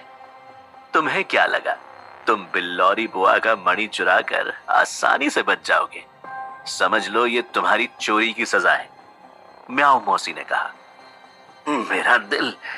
मेरा दिल मुझे वापस करो। कहते हुए प्रशांत उसके पीछे जाने लगा। म्याऊ मौसी ने खिड़की खोली और छलांग लगाते हुए अगले ही पल गायब हो गई। प्रशांत में अब इतनी भी हिम्मत नहीं बची थी कि वो दौड़कर उसका पीछा कर पाता। अगर मैं यहां से कूदा तो मेरी बची कुची हड्डियां भी टूट जाएंगी। प्रशांत ने यह सोचकर अपने आप को रोक लिया। सीसीटीवी वाले कमरे में बैठे हुए सिंह परिवार के लोगों ने यह पूरी घटना देखी। अगर मैंने अपनी आंखों से यह सब नहीं देखा होता तो मैं कभी भी विश्वास नहीं करता, बलराम सिंह ने कहा। पता नहीं ये किस तरह का गोरख धंधा है, रुद्रांश बोला। क्या उन दोनों ने अभी अपने दिलों की अदला बदली की? क्या ये सब पॉसिबल है? मालनी ने कहा। कियारा को चलकर देखते हैं, बलराम सिंह ने कहा और तीनों लोग कियारा के कमरे में चले गए। कियारा के कमरे में पहुंचते ही मालनी ने कहा, मेरी बच्ची, शुक्र है मेरी बच्ची ठीक है। इसके घाव तो पूरी तरह से भर गए हैं और चेहरा और उंगलियां पहले की तरह ठीक हो गए हैं। बलराम सिंह ने हैरानी के साथ बोला, तुम लोग एक काम करो, उस प्रशांत को उठाओ और घर से बाहर फेंक दो। रुद्रांश ने बॉडीगार्ड को आदेश देते हुए कहा। अगले ही पल प्रशांत को सिंह परिवार के बंगले से बाहर फेंक दिया गया। प्रशांत की हर एक हड्डी में दर्द हो रहा था। उसे ऐसा लग रहा था मानो उसके शरीर में म्याऊ मौसी का दिल आने से बिल्कुल जान नहीं बची थी। यहाँ पर बहुत ठंड है, आज ये हवा मुझे हद से ज्यादा ठंडी लग रही है। कहते हुए प्रशांत ने अपने आप को किसी तरह उठाया और धीरे धीरे चलते हुए गाड़ी में बैठ गया। आज पता नहीं किसका चेहरा देखकर सुबह हुई थी। प्रशांत स्टीयरिंग व्हील पर अपना सर रखकर अफसोस कर रहा था। फिर उसने गाड़ी स्टार्ट की और अपने घर की तरफ चला गया। प्रशांत जब दुकान पर वापस आया तब दुकान पर नजर डालकर उसने कहा, दुकान और घर अभी भी पूरी तरह से कबाड़ बना हुआ है।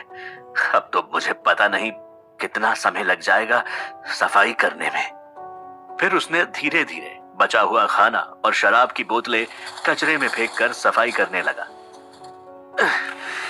ये एक एक पल ऐसा लग रहा है जैसे एक एक साल के बराबर हो। सोचते हुए सफाई होने के बाद प्रशांत थक हार कर आराम कुर्सी पर लेट गया। लगता है अब जिंदगी में कुछ नहीं बचा, प्रशांत ने हताश होकर खुद से बोला। उसकी आंखों से आंसू बहने लगे। कुछ देर ऐसे ही बैठने के बाद उसे भूख लगी। उसने अपने आप को उठाया और सुबह के बचे हुए दाल चावल खाने लगा। फिर वो ऊपर अपने कमरे में चला गया। थक हार कर प्रशांत अपने बिस्तर पर लेट गया। मेरी जिंदगी में अब कोई उम्मीद नहीं बची है। अब तो मैं किसी केस पर काम भी नहीं कर पाऊंगा। अब तो मुझे उस कुएं से भी कोई मतलब नहीं है। भाड़ में जाए वो कुआं और उसमें रहने वाला होरी, प्रशांत ने खुद से कहा और गहरी नींद में सो गया। अगली सुबह उसने अपनी नींद में दुकान के शटर पर एक दस्तक सुनी और साथ में एक आवाज, प्रशांत, प्रशांत क्या तुम घर पर हो? वो आवाज प्रिया की थी। प्रशांत ने धीरे से अपनी आंखें खोली तो देखा कि दिन हो चुका था। उसे समय का जैसे कोई अंदाजा ही नहीं रह गया था। अब मुझे किसी से नहीं मिलना है, मुझे अपने बिस्तर से भी नहीं उठना है। थोड़ी देर में अपने आप प्रिया यहां से चली जाएगी, प्रशांत ने अपने आप से कहा और करवट बदलकर लेटा रहा। 10 मिनट बाद प्रशांत के कमरे का दरवाजा खुला। उठो, यहां क्या आलसियों की तरह बिस्तर पर पड़े हुए हो? प्रिया ने प्रशांत को डांटते हुए कहा। मैं कब से दरवाजा खटखटा रही थी, तुम दरवाजा खोलने क्यों नहीं आए? ये तो मुझे याद था कि तुम घर की एक्स्ट्रा चाबी कहां छुपा कर रखते हो, इसलिए मैं घर के अंदर आ गई, प्रिया ने कहा। लेकिन प्रशांत ने कोई रिएक्ट नहीं किया। प्रशांत, तुम मेरी बात का जवाब क्यों नहीं दे रहे हो? ना तो तुम मेरा फोन उठा रहे हो और ना ही मेरे किसी मैसेज का रिप्लाई कर रहे हो। हुआ क्या है तुम्हें? कहते हुए प्रिया ने प्रशांत के कंबल को हटाया। प्रशांत की हालत देखकर प्रिया चौंक गई और डर के मारे 2 कदम पीछे लेते हुए बोली, अरे तुम कौन हो? बिस्तर पर लेटा हुआ बूढ़ा प्रशांत तकिए का सहारा लेकर बेड पर बैठ गया। मैं कौन हूं? अब ये मुझे खुद भी नहीं पता। तुम मुझे एक दरिंदा बुला सकती हो। प्रशांत ने हताश होकर कहा। जानी पहचानी आवाज सुनकर प्रिया ने कहा, प्रशांत, क्या ये तुम हो? तुम्हारी ऐसी हालत किसने की? प्रशांत कुछ नहीं बोला। प्रिया ने प्रशांत को ध्यान से देखा और बोली, प्रशांत, तुम्हारी आंखों में मैंने हमेशा बहादुरी और उत्साह देखा है। आज तुम्हें नीरस और हताश होते देखकर मुझे बहुत बुरा लग रहा है। मुझे इससे कोई फर्क नहीं पड़ता कि हमारे बीच क्या है और क्या नहीं। मुझसे बस तुम्हारी ये हालत देखी नहीं जा रही। मुझे बताओ कि तुम्हें क्या हुआ है। ये कहते हुए प्रिया की आंखों में आंसू आ गए। उसने कसकर प्रशांत को गले लगा लिया। प्रशांत ने एक गहरी सांस ली और अपने हाथों से प्रिया की पीठ थपथपाई। मैंने जीने की सारी उम्मीद छोड़ दी थी। मुझे लगा नहीं था कि कोई मेरी इतनी फिक्र कर सकता है। आज तुम्हें देखकर लग रहा है कि मेरी जीने मरने से किसी को तो फर्क पड़ता है। मैं ठीक हूं, बस तुमने मुझे बहुत कस के पकड़ रखा है। प्रशांत ने कहा। अब सॉरी। प्रिया ने अपनी पकड़ ढीली करते हुए कहा, आगे से मैं तुमसे डेलिकेटली पेश आऊंगी। प्रिया ने अपने आप को प्रशांत से अलग करते हुए कहा, काश तुम हमेशा मुझसे ऐसे ही पेश आती। ये कहते हुए प्रशांत के चेहरे पर हल्की मुस्कुराहट थी। फिर प्रशांत ने प्रिया को सारा किस्सा सुनाया। कुछ समय की शांति के बाद प्रिया ने पूछा, प्रशांत, क्या कियारा तुम्हें पसंद है? अगर कियारा की जगह किसी ने मुझे किडनैप किया होता और मेरी उंगलियां काट ली होती, तो क्या तुम अपनी उंगलियां मेरे लिए देते? प्रशांत ने प्रिया के आंसू पोंछे और बोला, चाहे तुम्हारी 2 उंगलियां कटती या पूरा हाथ, मैं अपने शरीर के हर एक अंग का सौदा करने को तैयार हूं। तुम्हारे लिए मैं अपना पूरा शरीर दांव पर लगा सकता हूं। प्रशांत ने प्रिया की आंखों में देखते हुए कहा। प्रिया ने प्रशांत को अपनी बाहों में कसकर पकड़ लिया और अपने नरम होठों से प्रशांत को किस किया। प्रिया के होंठ प्रशांत के होठों को जैसे ही छुए, प्रशांत को एक अनोखा अनुभव हुआ। उसने भी प्रिया की कमर में हाथ डालकर उसको अपने नजदीक खींच लिया। दोनों की किस गहरी हो गई। प्रिया ने जब अपने आप को प्रशांत से अलग किया तो उसकी आंखों में सिर्फ एक ही सवाल था, प्रशांत, क्या तुम मुझसे अभी भी प्यार करते हो? प्रिया ने पूछा। प्रशांत ने अपना हाथ प्रिया से हटा लिया और बोला, मुझे पता नहीं कि हमारे बीच क्या है। अचानक प्रशांत को विजय और उसकी बात याद आ गई। क्या पता, शायद मैं तुम्हारे भाई जैसा हूं, प्रशांत ने कहा। प्रशांत की बात सुनते ही प्रिया तिलमिला गई। क्या बकवास कर रहे हो? अभी कुछ सेकंड पहले हमारे बीच जो हुआ, तुम्हें लगता है मैं अपने भाई के साथ ऐसा करूंगी? कहते हुए प्रिया गुस्से में बिस्तर से खड़ी हो गई। प्रशांत को भी अपनी नासमझी का एहसास हो गया। अपने आप को देखो प्रिया, तुम हसीन और जवान हो। ये लेदर की पैंट और जैकेट तुम्हारे ऊपर कितनी जच रही है। और अब मुझ पर नजर डालो, मुझ जैसे बूढ़े से तुम्हें क्या मिलेगा? प्रशांत ने पूछा। एक बात कान खोलकर सुन लो प्रशांत कुमार मिश्रा, तुम चाहे बच्चे हो, बूढ़े हो या जवान, मैं तुम्हें हमेशा पसंद करूंगी। समझ में आई मेरी बात? प्रिया ने अपने हाथ कमर पर रखते हुए पूछा। प्रशांत ने मुस्कुराते हुए अपना सिर हिलाया और कहा, जी हुजूर। चलो अब जल्दी से उठो और ढंग के कपड़े पहनकर तैयार हो जाओ, मैं तुम्हें कहीं लेकर चलती हूँ। प्रिया ने कहा। कहाँ जाना है? प्रशांत ने बेड से उठते हुए बोला। तुम्हें ऐसी जगह लेकर चलूंगी जहां तुम्हें फिर से जवान बना दिया जाएगा, प्रिया ने कहा। यह सुनकर प्रशांत हैरान रह गया। उसके चेहरे पर ताज्जुब के भाव देखकर प्रिया ने कहा, गाड़ी में बैठो, रास्ते में समझाती हूँ कि कहाँ जा रहे हैं। अब बताओ, तुम मुझे कहाँ लेकर चल रही हो? प्रशांत ने गाड़ी में बैठते हुए प्रिया से पूछा। हॉस्पिटल। तुमने कहा ना उस औरत ने तुम्हारा दिल बदल दिया है। हम डॉक्टर से कहकर तुम्हारा हार्ट ट्रांसप्लांट कर लेंगे। रोज हजारों एक्सीडेंट होते रहते हैं, कोई ना कोई डोनर मिल ही जाएगा। चाहे मुझे कितना भी पैसा क्यों ना देना पड़े, मैं तुम्हारा इलाज करवा कर रहूंगी, प्रिया ने गाड़ी चलाते हुए कहा। यह सुनकर प्रशांत की भी उम्मीद जाग गई। क्या वाकई में ऐसा मुमकिन है? प्रशांत ने पूछा। यह तो मुझे नहीं पता, मगर ट्राई करने में तो कोई नुकसान नहीं है, प्रिया ने कहा। अस्पताल पहुंचते ही प्रिया ने डॉक्टर से बात की। प्रशांत ने देखा कि प्रिया ने अस्पताल में कितनी भागदौड़ की है। प्रशांत के बहुत सारे टेस्ट हुए, जिसमें लगभग पूरा दिन बीत गया। शाम को प्रशांत और प्रिया को डॉक्टर ने अपने कैबिन में बुलाया। हम हार्ट ट्रांसप्लांट नहीं कर सकते, डॉक्टर ने प्रिया को देखते हुए कहा। यह सुनकर प्रिया और प्रशांत दोनों हक्का बक्का रह गए। मगर ऐसा क्यों? आप जितना पैसा कहेंगे मैं देने को तैयार हूं, प्रिया ने डॉक्टर से कहा।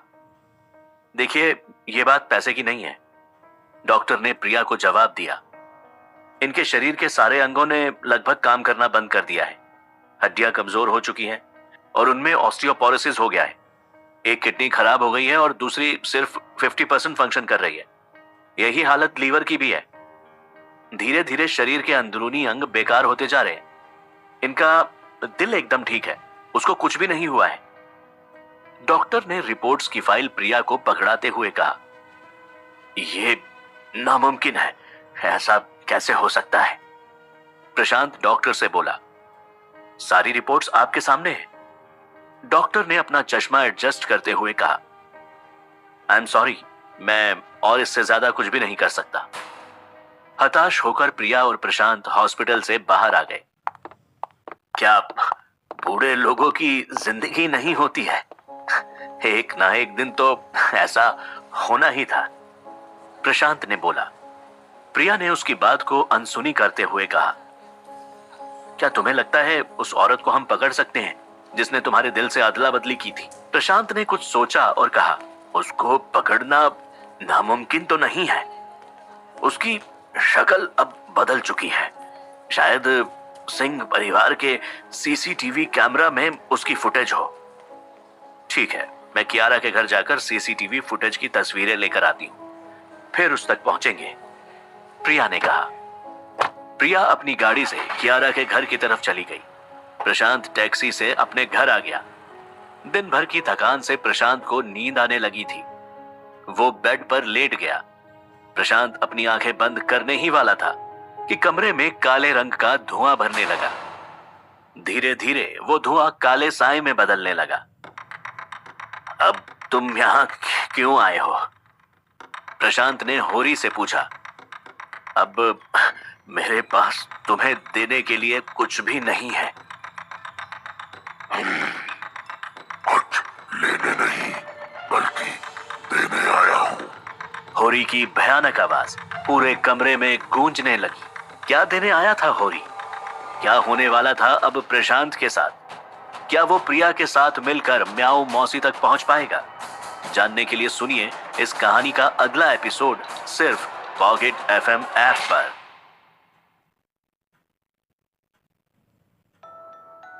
तुम मेरे लिए क्या कर सकते हो? मैं बस अब मरने की कगार पर खड़ा हूं, अपने कमरे में बैठे प्रशांत ने होरी से कहा। मैं तुम्हें फिर से जवान और शक्तिशाली बना सकता हूँ। बस तुम्हें मेरे लिए एक बलि देनी होगी, होरी ने कहा। क्या वाकई में ये मुमकिन है? या तुम मुझे सिर्फ मेरा दिल बहलाने के लिए कह रहे हो? प्रशांत ने पूछा। तुम मेरे लिए सिर्फ एक नौकर हो। मैं यहाँ तुम्हें बहलाने के लिए नहीं आया हूँ। ये कहते हुए होरी ने अपनी भयानक हंसी से पूरे कमरे को भर दिया। इस पूरे फसाद की जड़ वो कमीनी अनामिका है। उसकी ही वजह से ये सारा कारनामा हुआ है। मैं उसको जिंदा नहीं छोड़ूंगा। मैं उसको किसी भी तरह से ढूंढकर तुम्हारे लिए उसकी बलि दूंगा। प्रशांत ने दृढ़ता से बोला। होरी ने प्रशांत की बात सुनी और दरवाजे की दरार से गायब हो गया। प्रशांत को जैसे जिंदगी का मकसद मिल गया हो। वैसे उसने ठान लिया कि दूसरे दिन सुबह ही वो अनामिका को ढूंढने का कार्यक्रम शुरू कर देगा। अगली सुबह प्रशांत नहा धोकर तैयार हो गया। भले ही मैं दिखने में बूढ़ा क्यों ना हूं, कपड़े एक नौजवान की तरह ही पहनूंगा, प्रशांत ने अपने आप से कहा। दरअसल उसने जो नंबर विजय को दिया था उसके बारे में विजय ने पता लगाया था। विजय ने उसी सुबह प्रशांत को कहा था कि अनामिका किसी कंपनी में काम करती थी और उस कंपनी में बहुत बड़े और रईस लोग आते हैं। विजय ने उस कंपनी का एड्रेस भी प्रशांत को दिया था। तैयार होने के बाद प्रशांत की नजर उन रुपयों पर पड़ी जो कियारा ने उसे दिए थे। इनमें से 50,000 लेकर जाता हूं, इसकी जरूरत पड़ेगी, कहते हुए प्रशांत ने पैसे उठाए और शहर की तरफ गाड़ी चलाता हुआ चला गया। बनारस के सिगरा इलाके के सिटी सेंटर मॉल पहुंचकर प्रशांत एक कैफे में बैठ गया और सामने वाली बिल्डिंग को देखकर सोचने लगा। इस सामने वाली कंपनी में अनामिका काम करती थी। विजय ने बताया था कि उसकी कोई दोस्त थी जिसका नाम सुनैना था। इतनी बड़ी कंपनी में काम करती है तो जरूर कोई महंगा गिफ्ट उसको पसंद आएगा, प्रशांत ने सोचा। एक काम करता हूं, इस मॉल से मैं मेकअप और लिपस्टिक लेकर सुनैना को गिफ्ट करता हूं। महंगा गिफ्ट देखकर सुनैना जरूर झांसे में आ जाएगी। प्रशांत ने मन ही मन प्लान बनाया। फिर वो सुनैना के ऑफिस खत्म होने का इंतजार करने लगा। शाम 6 बजे प्रशांत कैफे से उठा और सुनैना से मिलने सामने वाले ऑफिस में चला गया। कंपनी में पहुंचते ही प्रशांत ने रिसेप्शन पर सुनैना के बारे में पूछा। सुनैना का ऑफिस पता करके प्रशांत वहां जाने लगा। उस वक्त सुनैना के ऑफिस में बहुत सारे लोग थे। प्रशांत की नजर सुनैना पर पड़ी तो उसने अपने दोनों हाथ जोड़कर उसे नमस्ते किया। सुनैना की भी नजर प्रशांत पर पड़ी। शक्ल से देखकर तो कोई एक्सपीरियंस मैनेजर लग रहा है, सुनैना ने मन ही मन सोचा। सुनैना ने प्रशांत के पास आकर उससे हाथ मिलाने के लिए अपना हाथ बढ़ाया। प्रशांत ने मेकअप और लिपस्टिक का गिफ्ट दिखाते हुए सुनैना को बोला, मैं तुमसे कुछ जरूरी बात करना चाहता हूं। अब सामने वाले मॉल में एक बेहतरीन कैफे है, क्या तुम मेरे साथ वहां चलोगी? प्रशांत ने पूछा। प्रशांत के हाथ में गिफ्ट बैग देखकर सुनैना का मन ललचाने लगा था। लगता है ये मुझे अपनी कंपनी में मॉडल की तरह लेना चाहता है, सुनैना ने मन ही मन सोचा। हाँ क्यों नहीं, मेरे ऑफिस का काम खत्म हो गया है, चलो हम दोनों ही साथ में कैफे में चलते हैं। सुनैना ने अपना पर्स उठाया और प्रशांत के साथ चली गई। कैफे में पहुंचते ही प्रशांत ने वो गिफ्ट बैग सुनैना को दिया। तुम्हारे जैसी हसीन लड़की को ये मेकअप और लिपस्टिक जरूर पसंद आएंगे, प्रशांत ने कहा। प्रशांत की बात सुनकर सुनैना बोली, वैसे इसकी क्या जरूरत थी, ये तो बहुत महंगा होगा। और ये कहते हुए सुनैना ने बैग को पकड़ने के लिए अपना हाथ बढ़ाया। तभी प्रशांत ने वो बैग अपनी तरफ खींच लिया और कहा, मगर इससे पहले मुझे एक जरूरी जानकारी चाहिए। कैसी जानकारी? अब सुनैना के हाव भाव बदल गए। इस कंपनी में तुम्हारी एक दोस्त थी, उसका नाम था अनामिका। प्रशांत ने अपने फोन पर अनामिका की फोटो दिखाते हुए कहा, क्या तुम इसको जानती हो? मुझे इसके बारे में तुमसे कुछ जरूरी सवाल पूछने हैं। प्रशांत के फोन पर अनामिका की तस्वीर देखते ही सुनैना के चेहरे का रंग उड़ गया।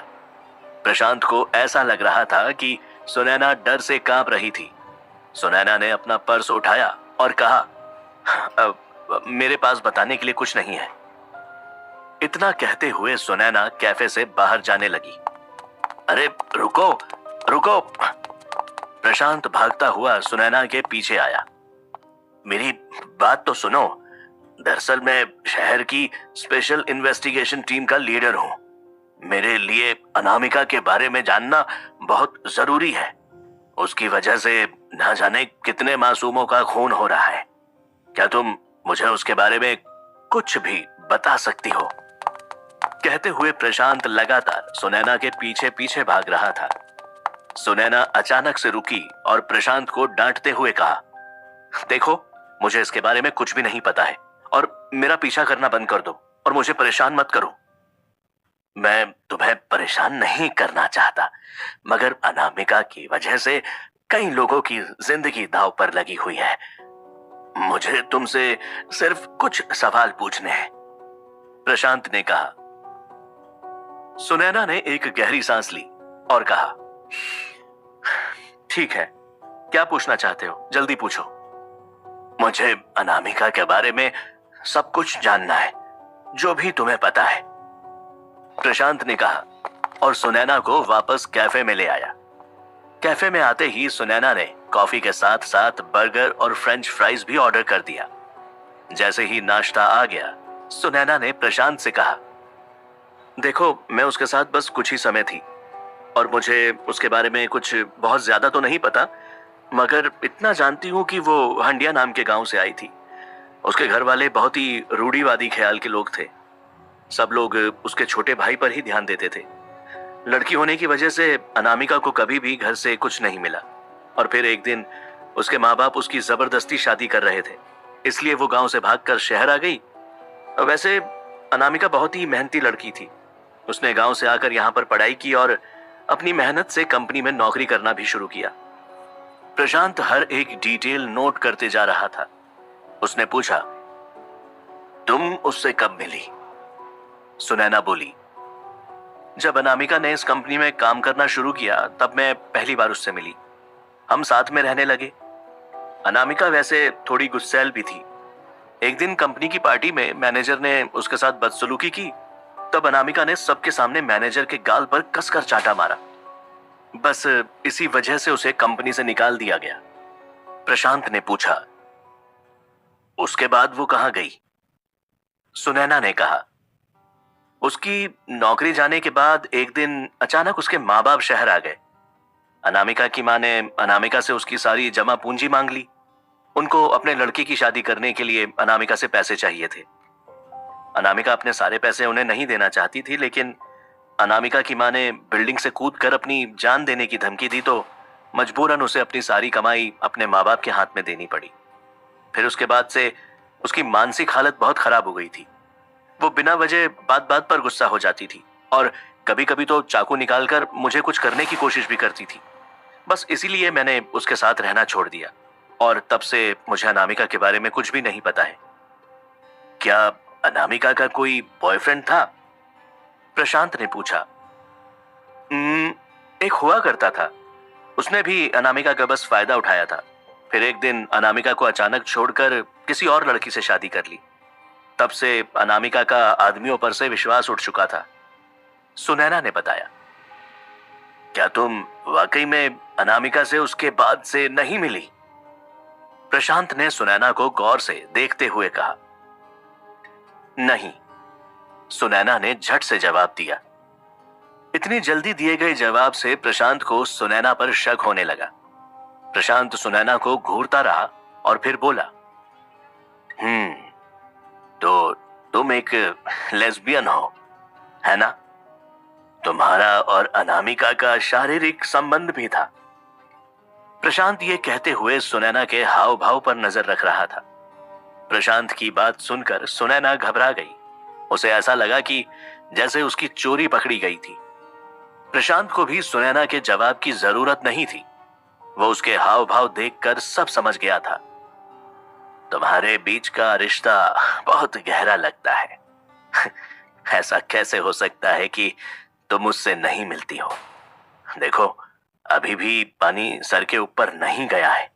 अगर तुम हमारी मदद करोगी तो शायद हम अनामिका को बचा ले। पुलिस उसको ढूंढ रही है। प्रशांत ने कहा। अनामिका ने ऐसा क्या किया है? सुनैना ने पूछा। वो कॉन्फिडेंशियल इंफॉर्मेशन है, वो मैं तुम्हें नहीं बता सकता, प्रशांत ने कहा। सुनैना ने वेटर को इशारा करके एक पेपर और पेन मंगवा लिया। फिर उसने पेपर पर कुछ लिखा और धीरे से प्रशांत को पकड़ा दिया। आखिरी बार जब मैं अनामिका से मिली थी तब वो इस एड्रेस पर रहती थी। अब वो कहाँ है ये मुझे नहीं पता, सुनैना ने कहा। प्रशांत ने पर्चे की तरफ देखा और कहा, 604 पैराडाइज बिल्डिंग। सुनैना ने हाँ में सिर हिलाया।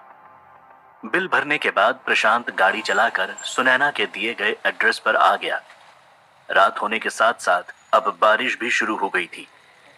प्रशांत ने गाड़ी का शीशा नीचे किया और सामने एक पुरानी सलेटी रंग की बिल्डिंग को देखते हुए कहा, लगता है ये वही बिल्डिंग है जिसका एड्रेस सुनैना ने मुझे दिया था। तेज बारिश की परवाह न करते हुए प्रशांत ने गाड़ी को सड़क के किनारे लगाकर बिल्डिंग की तरफ चलना शुरू कर दिया। बिल्डिंग तक पहुंचते पहुंचते प्रशांत पूरी तरह से भीग चुका था।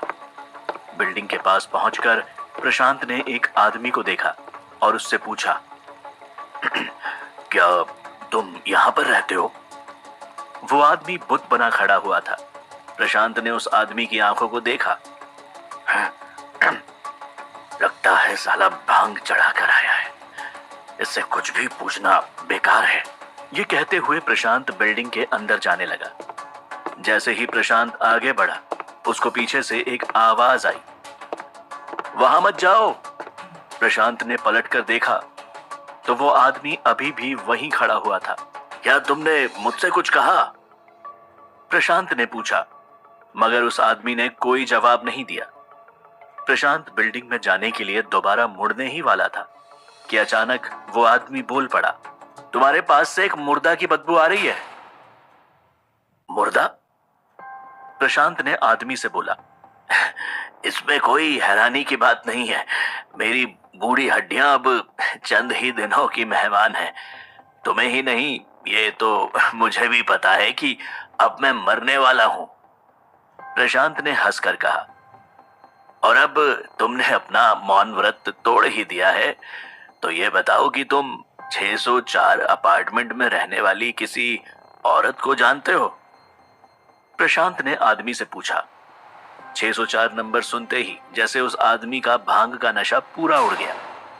उसकी आंखें सीधी हो गईं और डरते हुए उसने कहा, वहां मत जाना, वहां मत जाना। ऐसा क्या है 604 में? प्रशांत ने पूछा।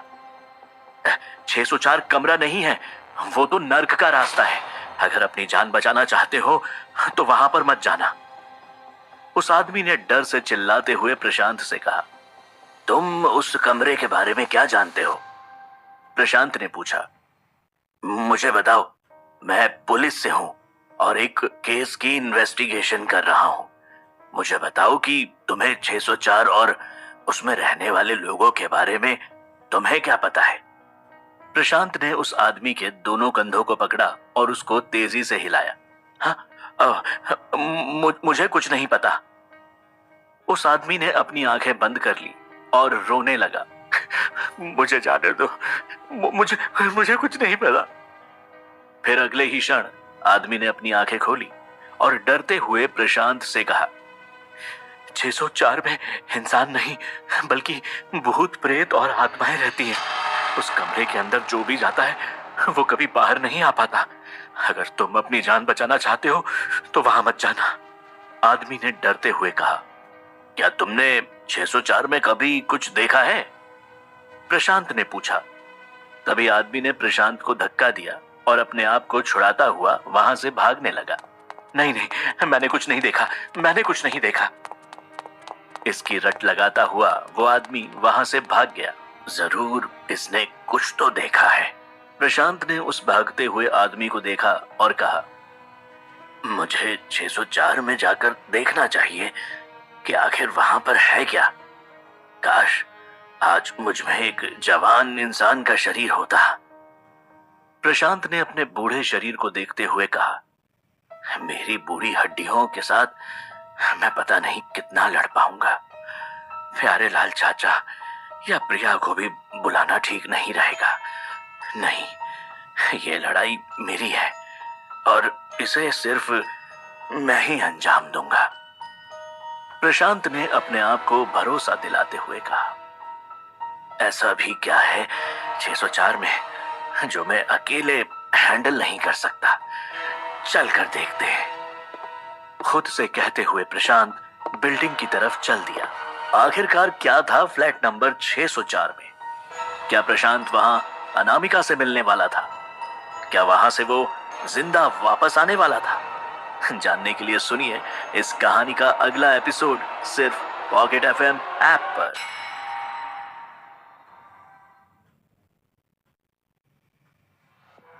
इस आदमी की बात सुनकर तो लगता है कि 604 में रहने वाली अनामिका को पकड़ना इतना आसान नहीं होगा। मुझे चौकन्ना रहना होगा। प्रशांत ये सोचते हुए बिल्डिंग के अंदर जाने लगा। उसने लिफ्ट का इस्तेमाल ना करते हुए सीढ़ियों से ऊपर जाना ठीक समझा। बिल्डिंग की हालत और बिजली की सप्लाई को देखकर यह बेहतर होगा कि मैं लिफ्ट का इस्तेमाल ना करूं। हालांकि मेरे बूढ़े शरीर में 6 फ्लोर तक चढ़ने की हिम्मत नहीं है, मगर दुर्घटना से देर भली। प्रशांत दबे पांव छठे माले पर पहुंच गया। जर्जर कॉरिडोर में कुछ देर चलने के बाद वो फ्लैट नंबर 604 तक पहुंचा।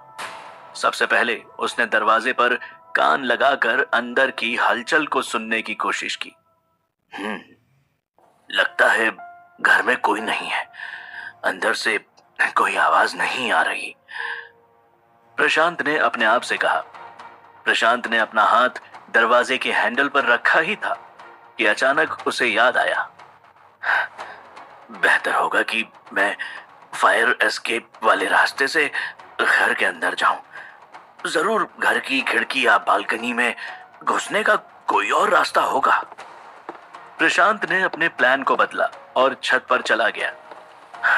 ऊपर से उतरकर नीचे जाऊंगा तो ये भी देख पाऊंगा कि घर के अंदर क्या हो रहा है, प्रशांत ने सोचा।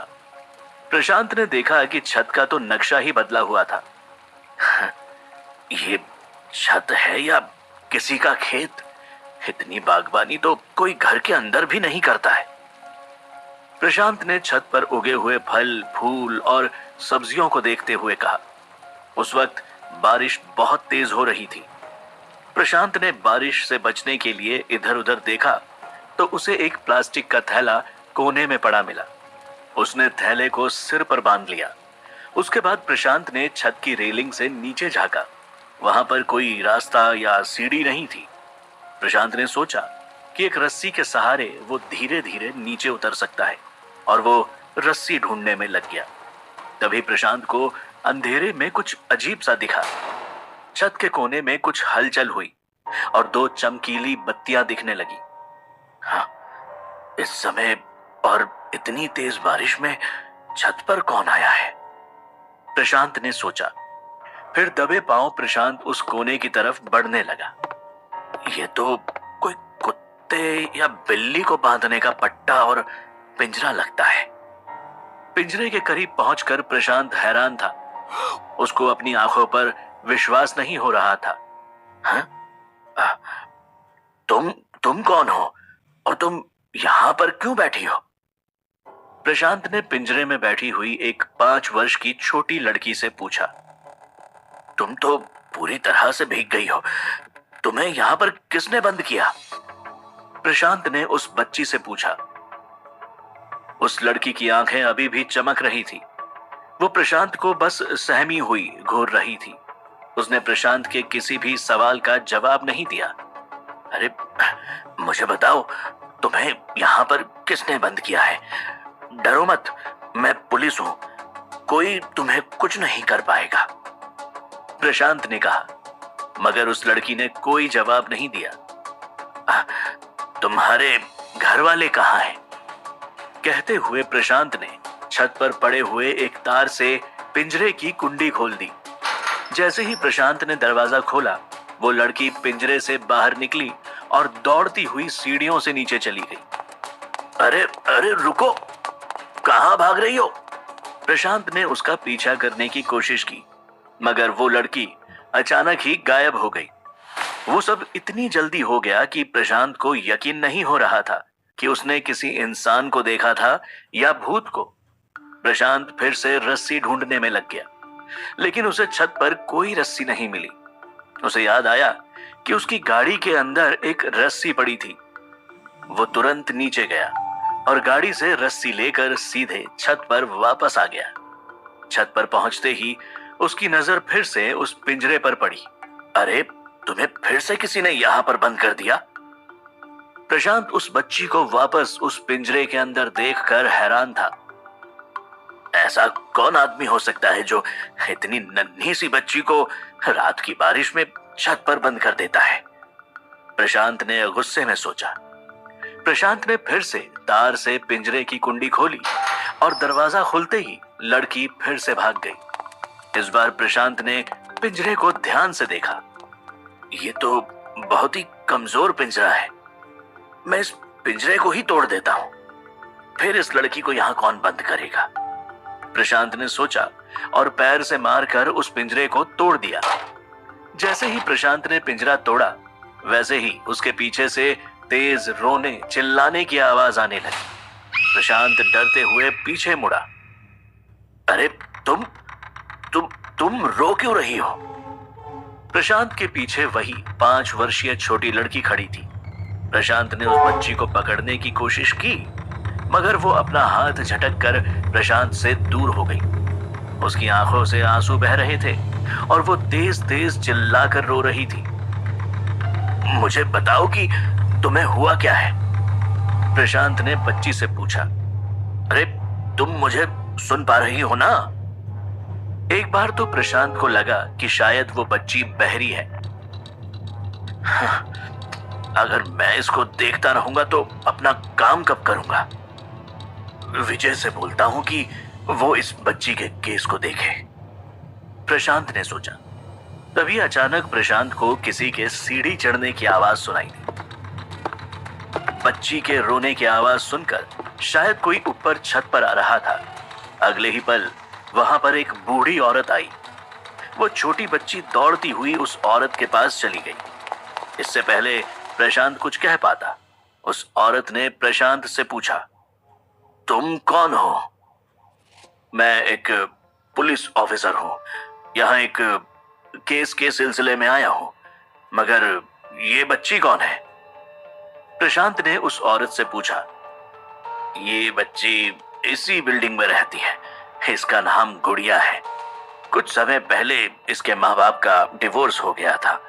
इसकी माँ को मरे हुए बस कुछ ही दिन हुए हैं और इसके घर में कोई भी नहीं है।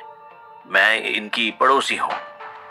उस औरत ने बच्ची को पकड़ते हुए कहा, तो इसलिए तुम इस बच्ची को छत पर बंद कर देती हो?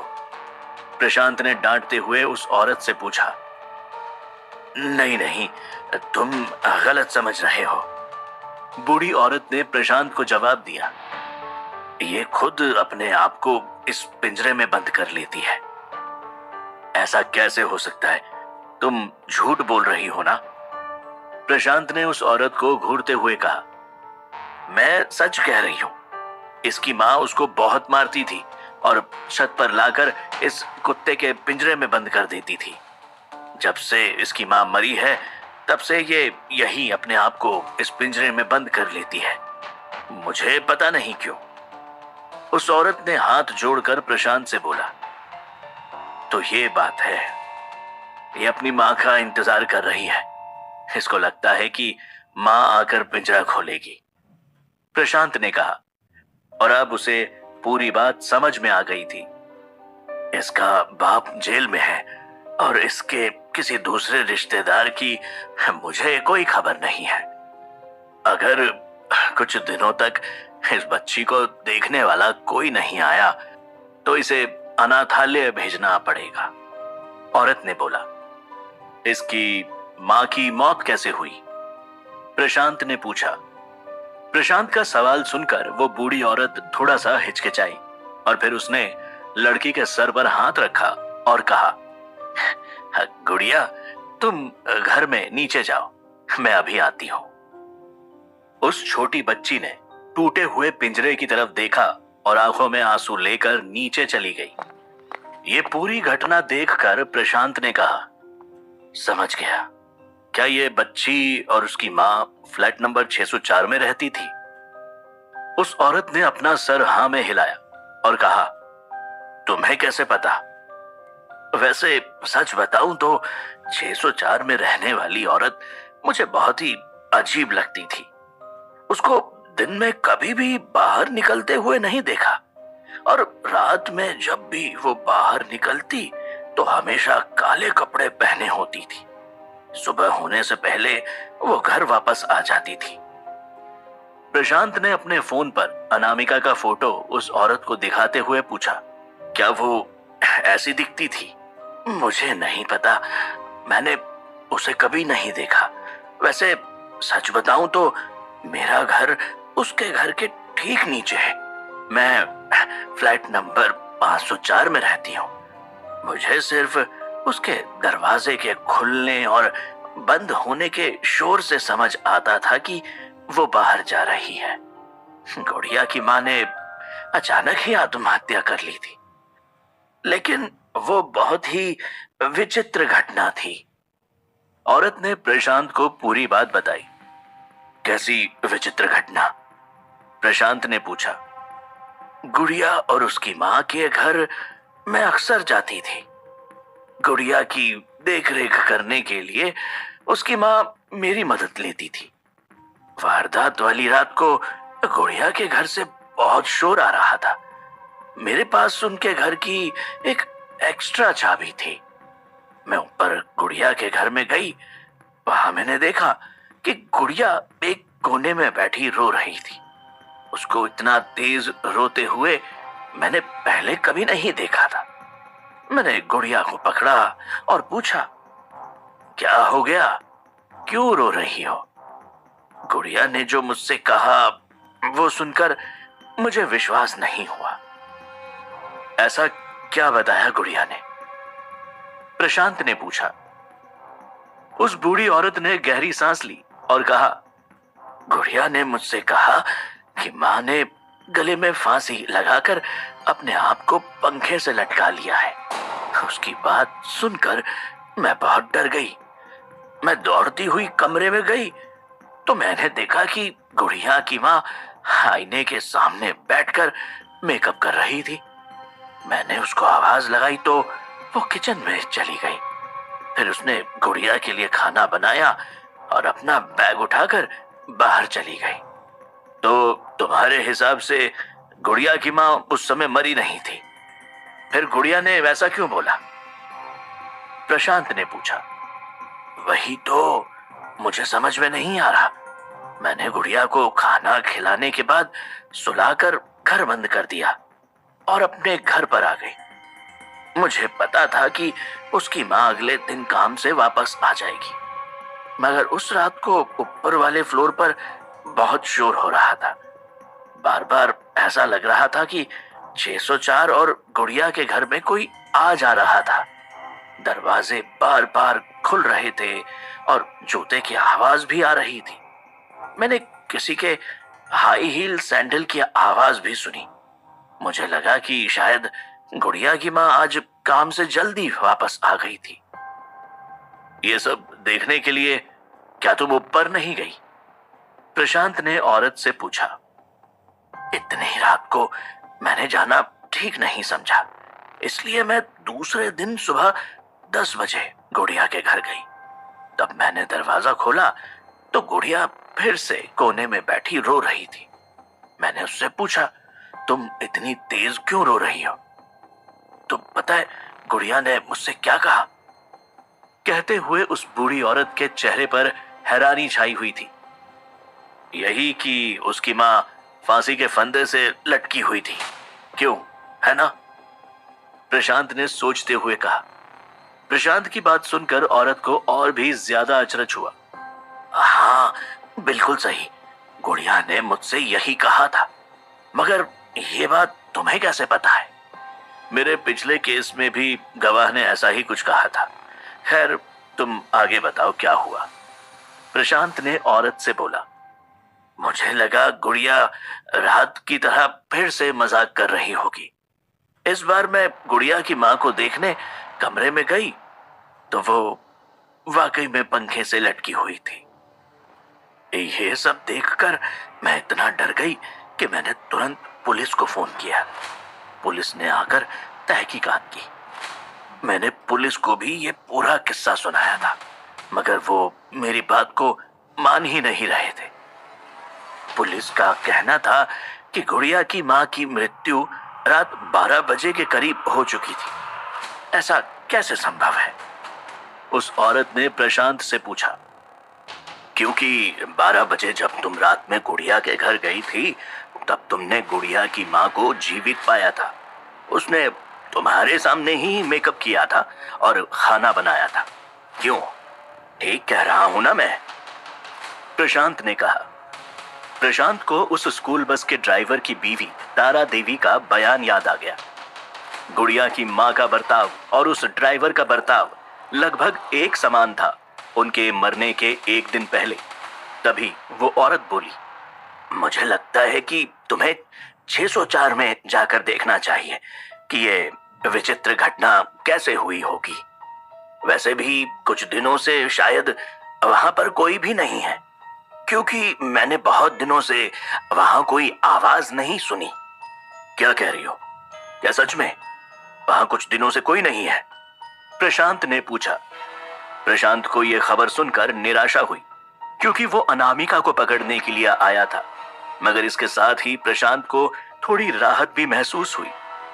उस औरत से पूरी कहानी सुनकर उसे ऐसा लग रहा था कि अनामिका ऐसी औरत नहीं है जिसके साथ अकेला भिड़ा जा सके।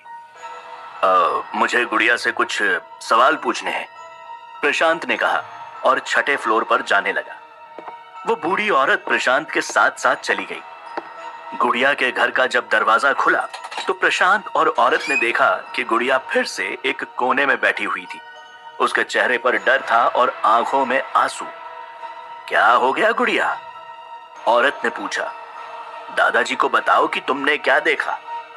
अपने आप को दादाजी की उपाधि सुनकर प्रशांत हड़बड़ा गया। फिर उसे अपना बुढ़ापा याद आ गया। गुड़िया ने अपने आंसुओं को पोंछा और रोती हुई आवाज में प्रशांत से बोली, मां अभी घर में आई थी। गुड़िया की बात सुनकर प्रशांत और वो औरत एक दूसरे का चेहरा अचरज से देखने लगे। क्या कह रही थी गुड़िया? क्या उसकी मां सच में वापस अपने घर में आई थी? क्या वो अनामिका ही थी या कोई और? जानने के लिए सुनिए इस कहानी का अगला एपिसोड सिर्फ पॉकेट एफएम ऐप पर।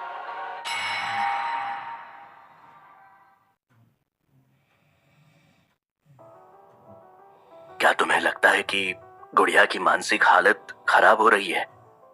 अपनी मां की मृत्यु का सदमा शायद ये बर्दाश्त नहीं कर पाई है, बूढ़ी औरत ने प्रशांत से कहा। प्रशांत ने औरत की बात को अनसुना किया और गुड़िया से पूछा, अच्छा गुड़िया, मुझे ये बताओ कि तुम्हारी मां यहां पर क्यों आई थी? मां सामने के दरवाजे से अंदर आई और बोली कि उसे कुछ सामान चाहिए। फिर वो इस दरवाजे से बाहर चली गई। मैंने मां से पूछा कि कब वापस आओगी, तो उसने मुझसे कहा कि अब वो कभी वापस नहीं आएगी और मुझे अकेले ही जीना होगा।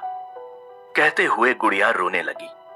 प्रशांत ने गुड़िया को अपने सीने से लगा लिया और पूछा, ये बताओ कि तुम्हारी मां क्या लेकर गई? मुझे नहीं पता कि वो क्या ले गई। मैंने उसके हाथ में कुछ भी नहीं देखा, गुड़िया ने कहा। देखो गुड़िया, मेरी बात को ध्यान से सुनो।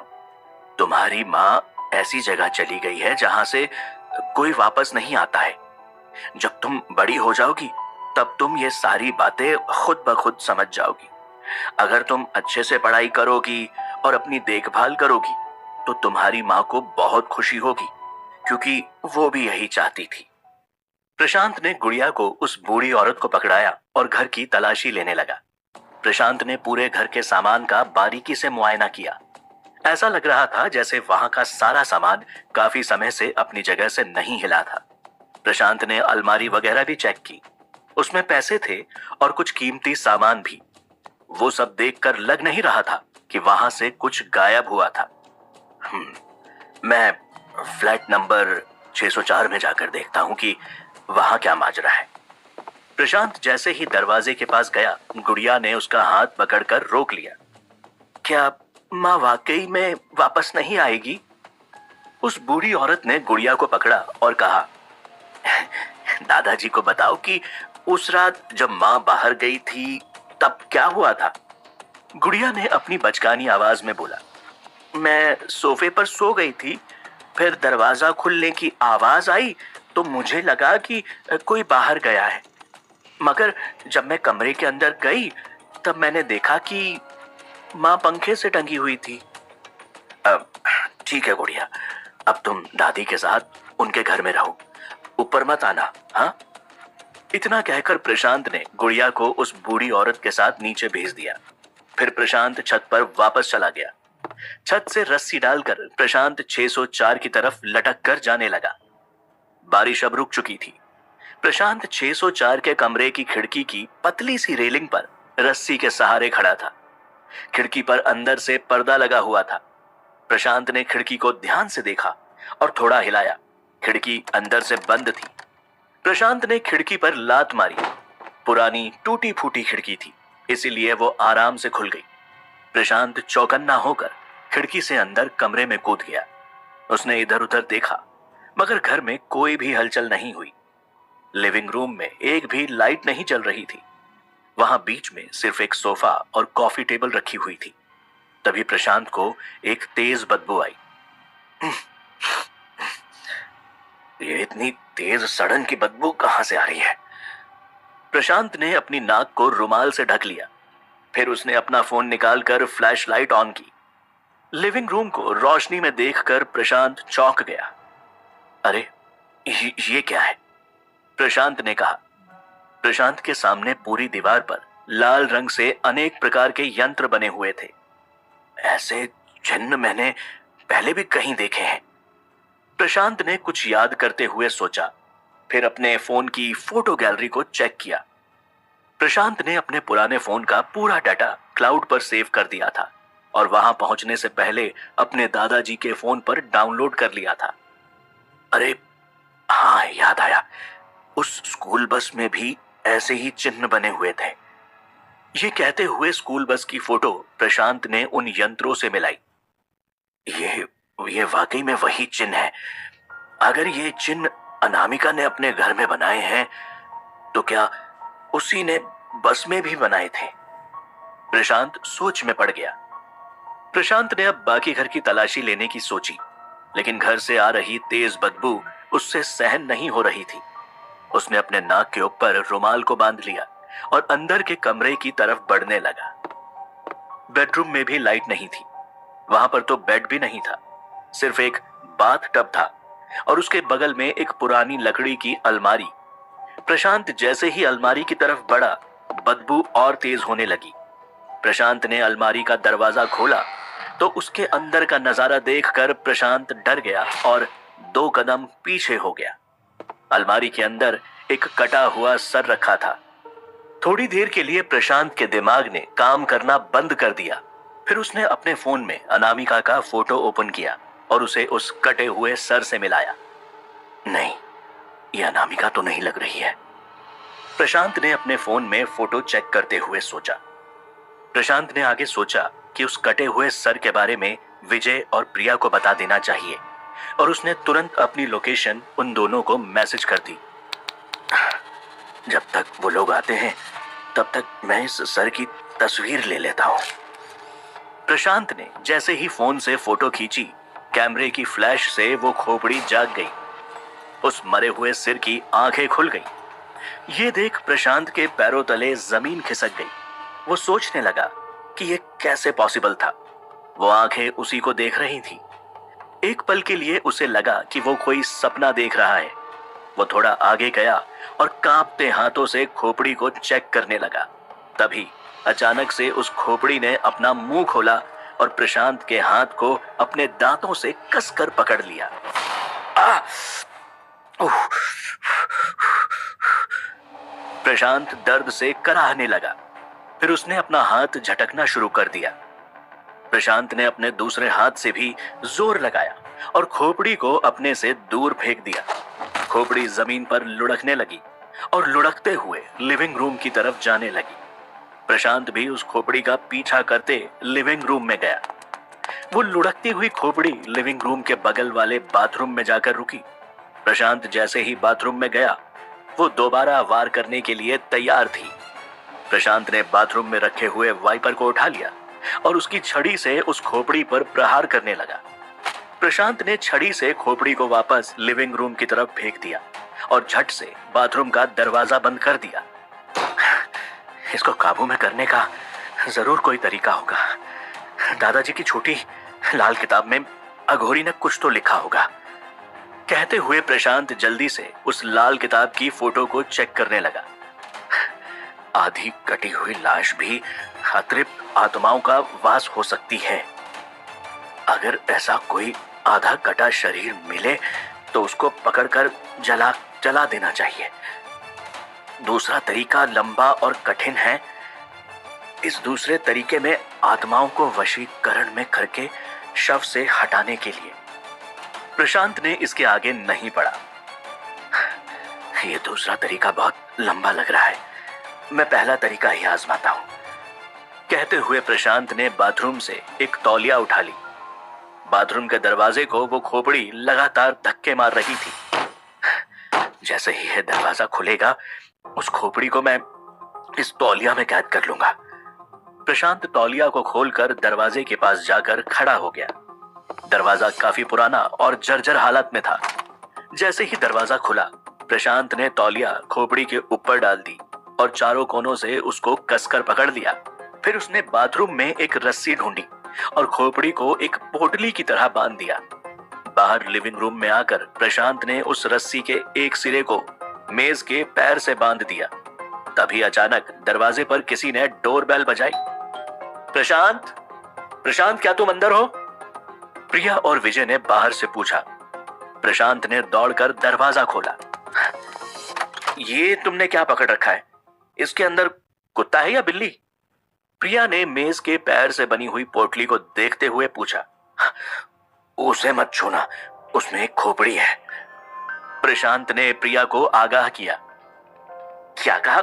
खोपड़ी? प्रिया ने हैरानी के साथ पूछा। फिर वो विजय की तरफ मुड़ी और विजय से पूछा, कहीं ये वही लापता खोपड़ी तो नहीं है जिसे हम ढूंढ रहे थे? लापता खोपड़ी? प्रशांत ने हैरानी से पूछा। कुछ दिन पहले हमें एक लाश मिली थी। वो लाश उसी बिल्डिंग में मिली थी, मगर उसका सर गायब था। मरने वाली का नाम रेशमा था, विजय ने बताया। प्रशांत ने अपने दिमाग में बिंदुओं को जोड़ा और कहा, क्या वो लाश फ्लैट 603 वाले घर से मिली थी? हाँ बिल्कुल, फ्लैट 603 से ही मिली थी वो लाश। मगर तुम्हें कैसे पता? विजय ने पूछा। उस खोपड़ी को वहीं बंधा रहने दो और इस कमरे में आओ। प्रशांत ने अपनी जेब से 2 रबर के ग्लव्स निकाले और पहन लिए। ये एक दूसरा बेडरूम है। अभी तक मैं इसकी तलाशी नहीं ले पाया। प्रशांत ने प्रिया और विजय को बताया। उस बेडरूम में एक लाइट थी जो प्रशांत ने ऑन की। ये बेडरूम दूसरे बेडरूम से अलग है। उस कमरे में सिर्फ एक बाथटब और अलमारी रखी है जिसमें से वो खोपड़ी मुझे मिली थी। उस कमरे में और लिविंग रूम में लाल रंग के बहुत सारे यंत्र बने हुए हैं, प्रशांत ने बताया। ये जिसका भी घर है, लगता है ये उसका पर्सनल कमरा था। बेड पर अच्छे से चादर बिछी हुई है और अलमारी में कपड़े टंगे हुए हैं, प्रिया ने कहा। विजय कपड़ों को चेक करने लगा। यहाँ पर तो बहुत सारी लड़कियों के कपड़े हैं। उनके साथ ही कुछ अंडरगारमेंट्स भी रखे हुए हैं। विजय ने कपड़ों को उठाया और सूंघने लगा। अरे तुम अजीब ठरकी इंसान हो, प्रशांत ने गुस्से में विजय से कहा। तुम यहाँ तहकीकात करने आए हो या कुछ और? अरे मैं तहकीकात ही कर रहा हूं। मैं अभी ये महक सूंघूंगा, ठीक है? फिर आगे अगर कोई संदिग्ध व्यक्ति मिलेगा तो ये महक पहचानने की कोशिश करूंगा। विजय ने अपनी सफाई में कहा। पहले तो प्रशांत विजय को घूरने लगा, लेकिन फिर कुछ सोचते हुए प्रशांत भी अलमारी के पास आया और कपड़ों को सूंघने लगा। इन कपड़ों में से अस्पताल की फॉर्मलिन की महक आ रही है, प्रशांत ने कहा। मुझे इस डस्टबिन में कुछ मिला है, प्रिया ने कहा। प्रिया के हाथ में एक फटा हुआ आईडी कार्ड था। अस्पताल की किसी नर्स रूबीना मैथ्यूज का कार्ड है। यह तो एक बहुत ही इंपॉर्टेंट क्लू है, प्रशांत ने कहा। कपड़ों की महक और आईडी कार्ड से तो लगता है कि अनामिका अस्पताल में काम करती थी और शायद उसने अपना नाम बदलकर रूबीना रख लिया था। इस अस्पताल का पता लगाते हैं और वहां जाकर अनामिका और इस रूबीना के बारे में पूछताछ करते हैं, प्रिया ने कहा। प्रिया प्रशांत से बात कर ही रही थी कि इतने में उसका फोन बजने लगा। प्रिया ने फोन देखा और प्रशांत और विजय से कहा, पुलिस स्टेशन से कॉल है। प्रिया ने फोन उठाकर हेलो बोला और उसके हाव भाव बदलने लगे। क्या कह रहे हो? एक और लाश? किसकी लाश है? प्रिया ने पूछा। एक लड़की की लाश है। लड़की का नाम क्या है? अच्छा, सुनैना। ठीक है, मैं थोड़ी देर में पुलिस स्टेशन आती हूं। इतना कहते हुए प्रिया ने फोन कट कर दिया। सुनैना की भी मौत हो गई है क्या? प्रशांत ने हैरानी के साथ प्रिया से पूछा। तुम सुनैना को कैसे जानते हो? सुनैना अनामिका की पुरानी रूममेट थी। मैं आज ही उससे मिला था। मगर उसे किसने मार दिया? किसी ने शायद उसे मारा नहीं है। मतलब पुलिस को तो यह खबर मिली है कि सुनैना ने सुसाइड किया था, प्रिया ने कहा। सुसाइड? मैं नहीं मानता, प्रशांत ने कहा। मैं तुम्हारे साथ क्राइम सीन पर चलूंगा। प्रिया और प्रशांत दोनों अनामिका के घर से बाहर जाने लगे। अरे, तुम दोनों कहां जा रहे हो और मैं यहां पर अकेला क्या करूंगा? विजय ने पूछा। तुम उस खोपड़ी पर नजर रखो, प्रशांत ने कहा और प्रिया के साथ चला गया। सुनैना का घर यहीं पास में ही है, प्रिया ने प्रशांत को बताया। कभी कभी तो मुझे लगता है कि अनामिका हमारे ऊपर नजर रखे हुए है। उसे कैसे पता था कि मैंने सुनैना से बात की है? प्रशांत ने कहा। यह केस तो और भी पेचीदा होता जा रहा है, प्रिया ने कहा। मगर तुम अनामिका की खोज में अकेले क्यों निकले? प्रिया ने प्रशांत से पूछा। वो मैं तुम्हें बाद में बताऊंगा। प्रशांत को उसके और होरी के बीच की बातचीत याद आ गई। सुनैना के क्राइम सीन पर पहुंचकर प्रिया और प्रशांत दोनों ही लाश को देखकर हैरान थे। इतनी दरिंदगी से कोई अपने आप को क्यों मारेगी? प्रिया ने लाश को देखते हुए कहा। सुनैना की लाश बेड पर पड़ी हुई थी। सुनैना के एक हाथ में ऑपरेशन करने वाला तेज धार का चाकू था। उसके शरीर पर पेट से लेकर प्राइवेट पार्ट तक गहरा घाव था। सुनैना का आधा शरीर खून से लथपथ था। कोई अपने आप को इतनी बेरहमी से क्यों काटेगा? प्रिया ने पूछा। प्रशांत ने मौकाए वारदात पर खड़ी हुई पुलिस से पूछताछ की। हमने बिल्डिंग की सीसीटीवी फुटेज चेक की थी। सुनैना के घर ना तो कोई आया और ना ही घर से बाहर कोई गया, बल्कि हमने पिछले एक हफ्ते की सारी फुटेज चेक की। घर में सिर्फ सुनैना ही आती थी और जाती थी। एक हफ्ते से उसके यहां कोई भी नहीं आया गया। प्रिया ने प्रशांत से पूछा। क्या तुम्हें वाकई में लगता है कि ये एक सुसाइड है? इतनी दर्दनाक मौत कोई खुद को कैसे दे सकता है? मौत अभी कुछ 3-4 घंटे पहले ही हुई है। घर के अंदर से बहुत तेज शोर आया और पड़ोसियों ने जब दरवाजा खोला तो सुनैना यहां पर मरी हुई मिली। साथ ही उन्होंने दीवार पर यह भी लिखा हुआ देखा। पुलिस वाले ने अपनी उंगली से दीवार की तरफ इशारा किया। प्रिया और प्रशांत दोनों ने दीवार की तरफ देखा। उस पर खून से लिखा था, मैंने तुम्हें धोखा दिया। तुम्हें क्या लगता है कि मरने से पहले यह सुनैना ने लिखा होगा? प्रिया ने पूछा। प्रशांत के चेहरे की हवाइयां उड़ी हुई थी। क्या धोखे की सजा इतनी दर्दनाक मौत हो सकती है? प्रिया ने प्रशांत से पूछा। क्या माजरा था आखिर सुनैना की मौत के पीछे? क्या सच में उसने आत्महत्या की थी या किसी ने उसकी हत्या कर दी थी? जानने के लिए सुनिए इस कहानी का अगला एपिसोड सिर्फ पॉकेट FM ऐप पर।